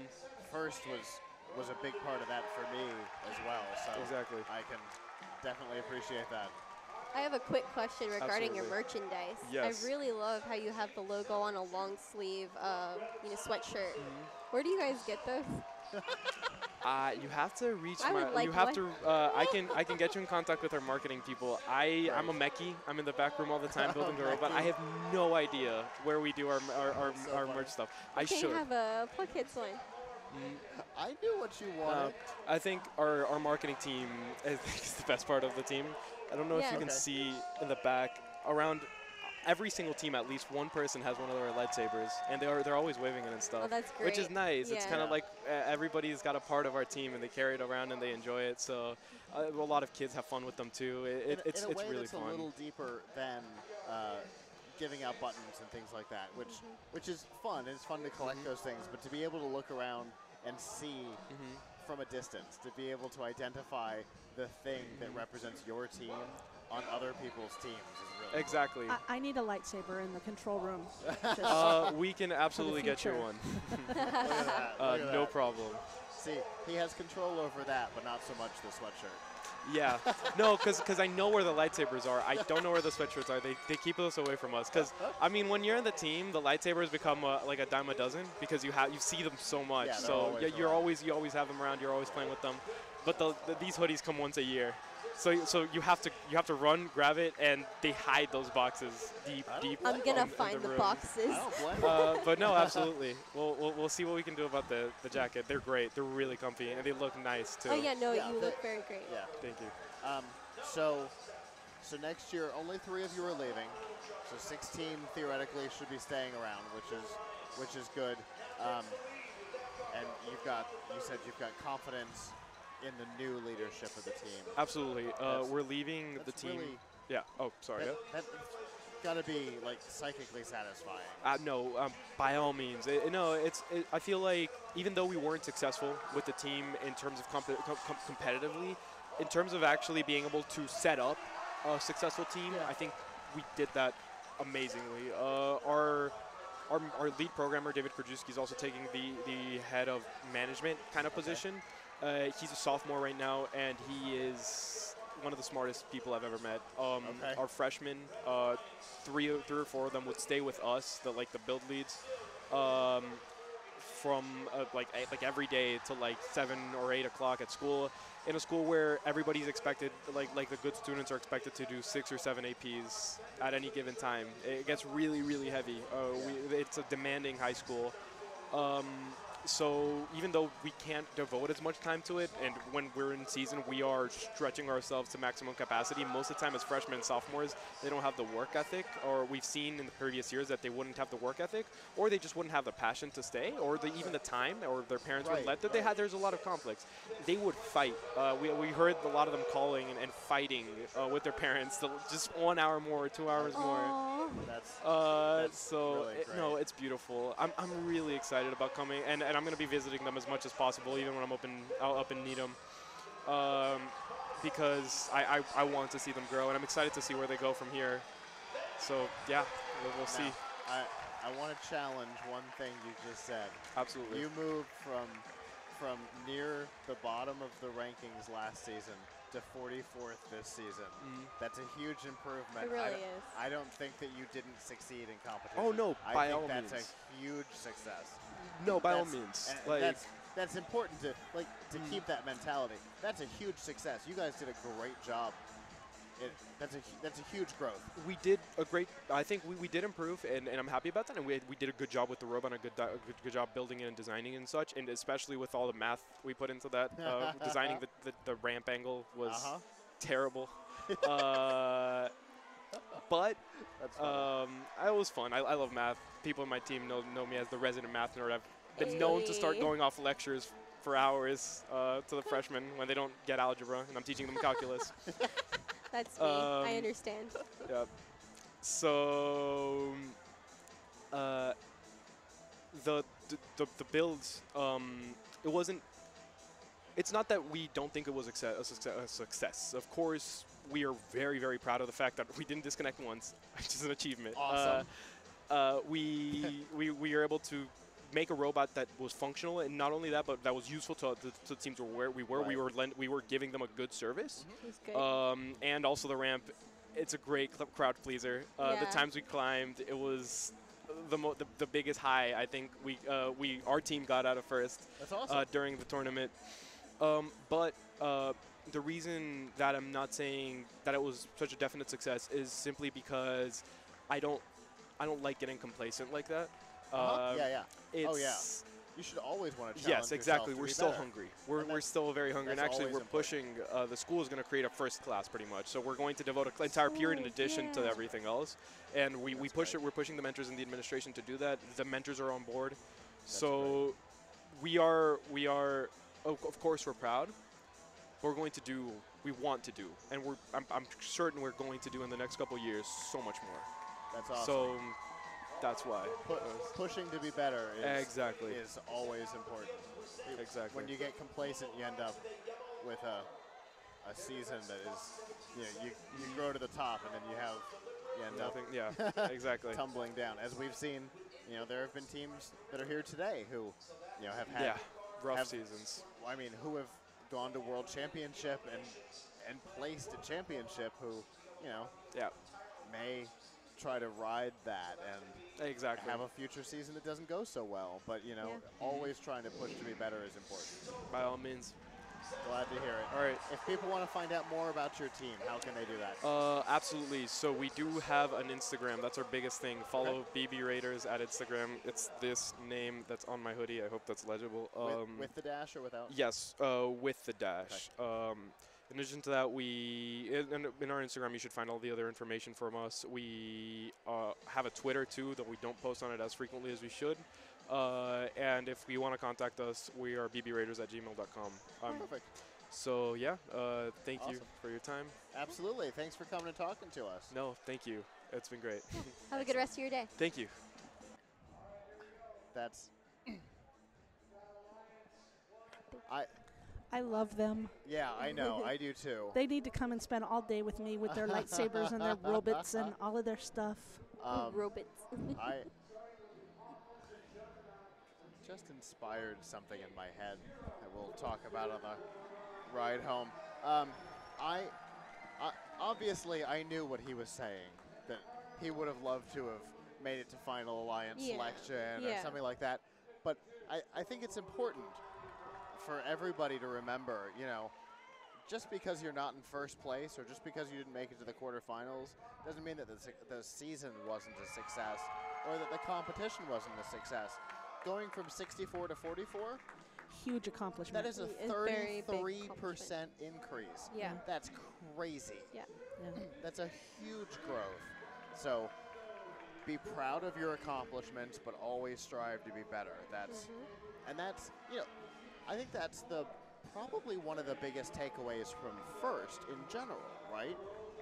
Is be proud but be humble. Right. Because otherwise you end up being a team that, places at World Championship one year and doesn't even make it to finals at your local regional the next year. And, that's never good. So be happy about your accomplishments, but be humble about them and always strive to be better, which is the reason why that cumulative knowledge is so important, making sure that you pass down That knowledge. was my favorite part of that. He was like, we have like lectures where they teach all the freshmen what is new. Yeah, that's a great idea. What they don't already know, and I think that is an incredible idea. Because, I know that you've seen in First Tech Challenge there were a couple of teams that were around you, even in the couple of years that you were on a team. But I know since then as well, where you've actually gotten to see what happens when cumulative knowledge falls apart. Because there was the one team that had 85% of their team graduate one year, and the next year, they'd been a powerhouse going into it, and then all of a sudden they weren't. And then there was one team who had fallen from grace so hard that you hadn't even heard their name, which is one of my favorite things that ever happened. Was that Terry and I talk about that. I think we talked about it last week. Oh my gosh. The best. Anyway, that cumulative knowledge, if you can keep it going, if you can keep good engineering notebooks and have a team notebook outside of that, so that if that happens, you're still able to learn. Somebody could still grab the book and go, okay, so last season they did this and they tried this and it was a failure. Good to know. Maybe not something to try again. And not just for engineering, for sponsorship, for your business plan, for outreach, some things just don't work, right? Some events, bad outreach events. And you guys learned that, right? Oh, you know what? We're not going to do this outreach event again because it really didn't do anything for us. But, you know, the Synapse Summit that we did a couple months ago, the Edgar Allan Ohms were there this year because last year was such a success for them. Mm-hmm. So, you know, learning that stuff, I think, is massively important. And it's the thing that makes a team successful. Kids are only on the team for 4 years at most. Yeah. It is a constant cycle. It's the thing that, you know, college sports teams have to learn, right? Is how do you keep the knowledge going, and how do you find people to overlap on skills so that when, you know, your star quarterback, you know, graduates from college, your team doesn't collapse. You've got to constantly have somebody new coming up behind being able to stack it, right? Exactly. So definitely. it's good that they're thinking that way and that he enjoys thinking that way. I think that's really cool. I have no idea what time it is. I have no frame of reference. I have heating trays in my frame, and that's all I've got. It's 3:30. Okay. And we're actually done. Okay. So that's that. And obviously Wendy's not going to be able to join us because the schedule, like we said at the top of the show, schedule super weird this year. Yeah. They ended up backed up pretty hard today. Yeah. And it has created for the regional director, Wendy, who has been on the show in the past. Yeah. Last year especially. And at the Lego League, yeah, we got to talk to Wendy last year. So whenever the schedule goes wrong, the regional director's day falls apart. Yeah.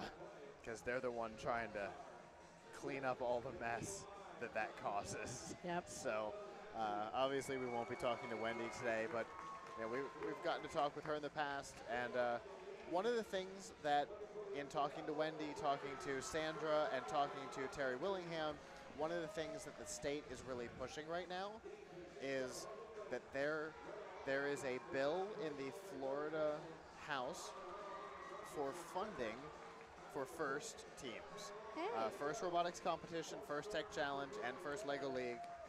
Basically the whole gambit. There is hopefully going to be money available because, like we have said since before First Looks was a show, since we did this. This camera. Huh? This camera. Oh, the 3-shot? Yeah. Okay. Sorry. It's okay.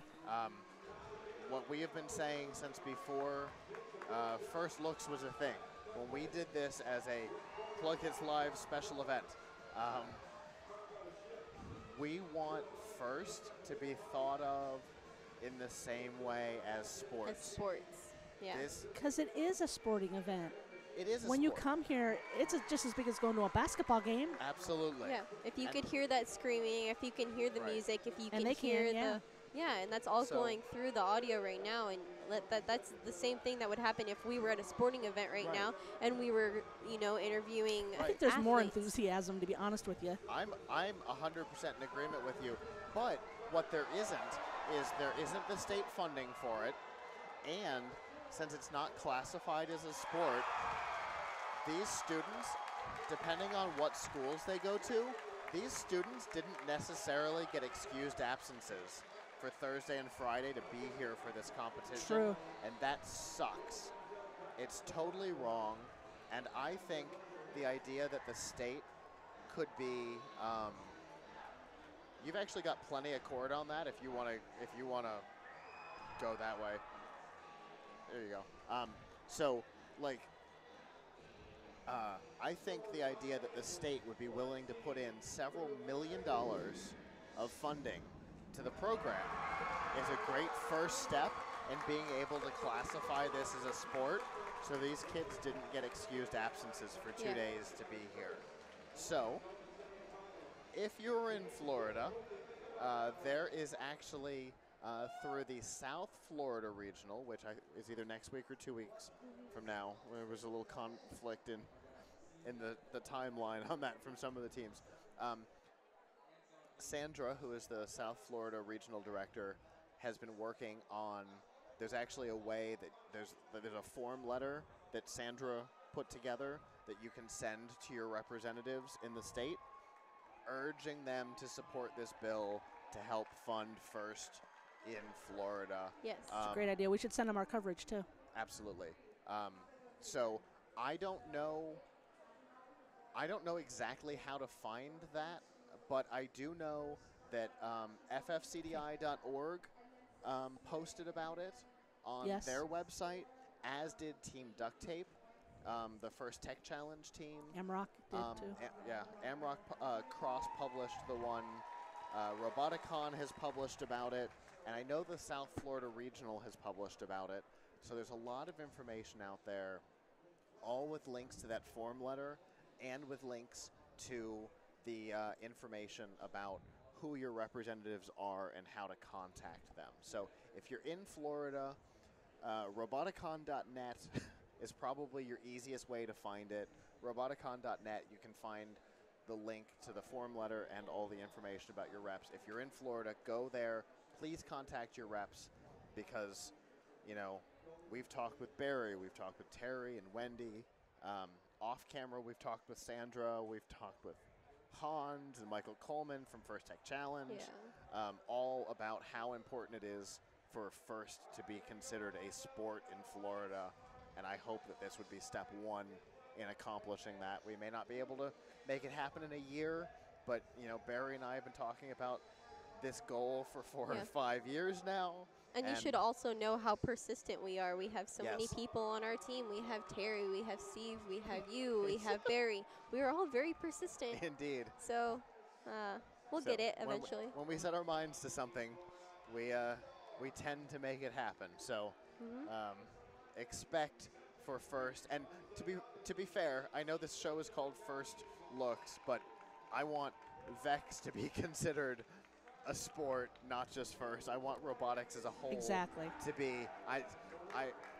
Am I brand loyal? Yes, I love FIRST. We're not biased. But VEX is just as important. The things that they accomplish are just as important as the things that FIRST are accomplishing. It's just a different technology stack in all reality, So I think that robotics needs to be a sport, and this might be step one in that. And if not, like we were saying earlier, just to register for this event is $5,000 for the team. And these are for high school students. Yeah. That doesn't count any of the travel to be here, which for a team like Exploding Bacon doesn't count. They're from Orlando. Crunch. We'll use Crunch as an example. 40-something students, a sea of blue out here, and they are all here at somebody's expense.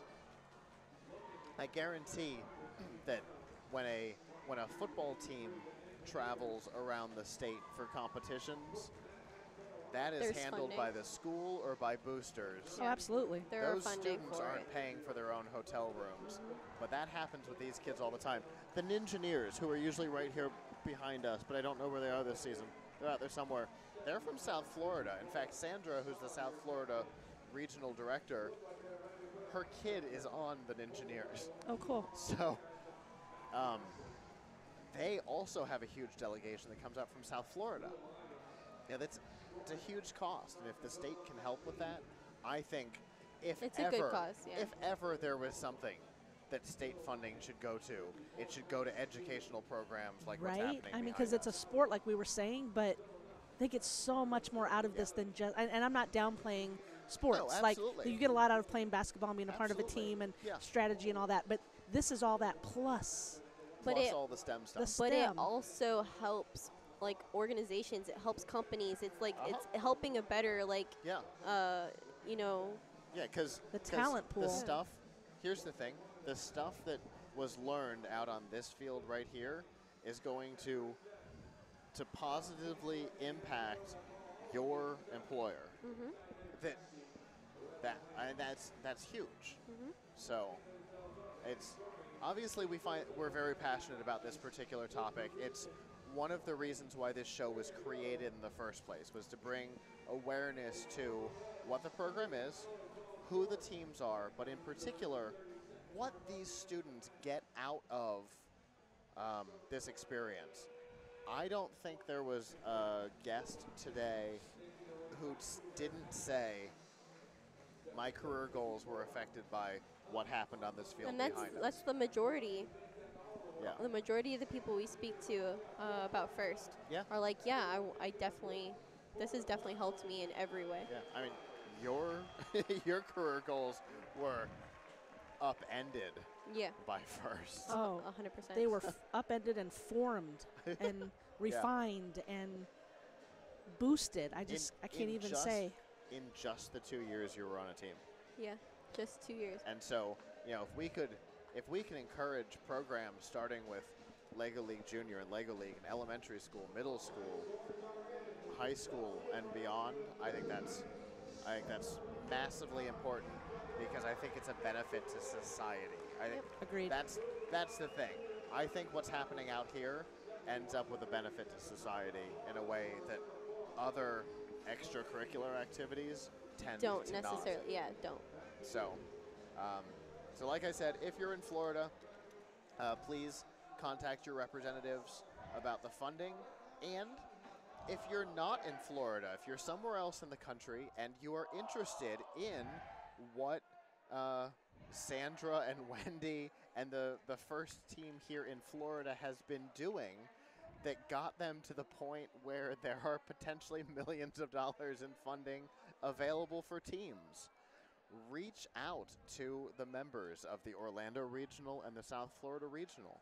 Ask the question, how did you guys get to where you are? What did you do? And I'll tell you, there have been at least 2 examples that I know of where large numbers of students from teams all over the state have gone to the State House to host a STEM day with our state leadership to encourage this. And I know that's a big part of how we've gotten to where we are. So, things like that. But if you're in other states, if you're a regional director outside of Florida, reach out to Sandra and Wendy about what has happened here in Florida and how they've gotten here, because Florida isn't going to be the only state for this. I know California has put a lot of money into FIRST. We know the First Tech Challenge director for LA is fairly well at this point, and hopefully we could get him out here to see Amrock Fab Lab and do a few things with us. He's got an event in Florida, in Tampa, in I think May, and we're gonna try and get him to the. Okay, we need to get on that then. May's almost here. Oh, I know. I got his cell phone number now. We're good. We're back and forth.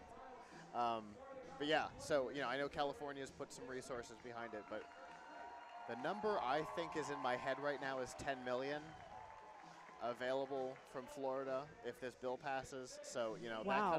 that kind of funding is huge. Wow. Yeah. It might. And even it will get stretched because there are so many teams, and But that's a great start. If that 10 million could go to helping to fund the Orlando and the South Florida Regional, so that teams that participate don't have to put in the 5,000 each. It could go to grants to help start new teams, FRC and FTC teams. FLL is very inexpensive to start a team. But if we could do just some more promotions with them, if we could do more tech challenge and more FIRST robotics competition teams through grants, and help, because this event is incredibly expensive, and I know the South Florida and this event is expensive despite the fact that the cost of the arena is almost nothing. Oh. It's still an expensive event. Yeah. South Florida I don't think doesn't get their arena for what Orlando gets theirs for. They're very expensive events. If that could help that, it would honestly help the entire state. So it's an important topic for us. Definitely. So definitely get on that if you're in Florida. If you're not and you want information about what's happening, contact the Orlando Regional and the South Florida Regional directors. I think Sandra in the South Florida Regional has been spearheading this, so she's probably the best one to interact with on that. But roboticon.net has all the information on it. I just happen to know that one offhand. I know all the information's there, so if you go there, you can get all the info. Yeah. And I guess with that, on behalf of the staff that's not here, I'm Scott. And I'm Danielle. And I'm Michelle. You are Michelle. And we will see you guys back. Okay, so I guess before we go, we should talk a little bit about what's happening for the rest of the season. So First Looks, for those of you who have followed along for a long time, has looked like this since its inception. And we've had some ideas on how to continue the show outside of season and outside of the difficult setup that this event that we have here. Because if you could see our view, it's a pretty big undertaking, and it means that traveling around can be difficult. We have some ideas on how to do some of this outside of the Orlando Regional, outside of Roboticon, things like that. And so I am going to be at the World Championships in Houston in about a month. And my goal is to hopefully walk around the pits, maybe just with my monopod and a camera and a microphone, and do some pit interviews so that we can continue this throughout the year and feature some teams that aren't our Orlando regulars, that aren't our Roboticon regulars. Because yes, did we have representation from China on the show? Yes, and that's really cool. We've had representation from the Netherlands, which is cool. We had a team from California a couple years ago, but at the Houston Championship, we'll be able to talk to teams from literally all over the south half of the country, and then from outside the country as well. So I really want to do some walking around the pits at the first robotics competition, at the first tech challenge, and try and do more like what we do on the floor at CES, and just see if we can produce some content while we're there. So this will not be the last time you see us for the next couple of months, which is really exciting. There'll be a lot more content coming. There will be a delay. If you're watching live, we appreciate that. There will be a delay in publishing this content out to the wild, because we have a huge backlog of content right now that we're working on getting through. So it will happen when it happens. So definitely firstlooks.tv. If you go there and subscribe to the show from there, I think there's a big subscribe button up at the top. If you click that, you can see all the different ways that you can subscribe to the show. If you're on Apple, you can find us on Apple Podcasts. If you're on Android, you can find us in Google Podcasts, or you can find us on Spotify. You can find us on TuneIn Radio, I think. You can find us on is it Podcoin? Is that the name of it? Podcoin? I think so. It's a purple icon. If you go looking for that, you can find us there. We're trying to be in as many places as possible. So if you subscribe, as soon as we start publishing, your phone will start notifying you. So that is your best way to do it. Or if you don't use any of those, go to YouTube. There's a link. Again, if you click on subscribe, there's a link to YouTube. Subscribe there, and you'll get notified of all this content. So stop by, say hi to Michelle, and she'll say hi back. So now, on behalf of the staff that's not here, I'm Scott. I'm Danielle. And I'm Michelle. And we will see you guys back for First Looks live. Next, we'll be at Roboticon later in the year, but you'll be seeing a lot of content from us at firstlooks.com. So, ciao. Bye.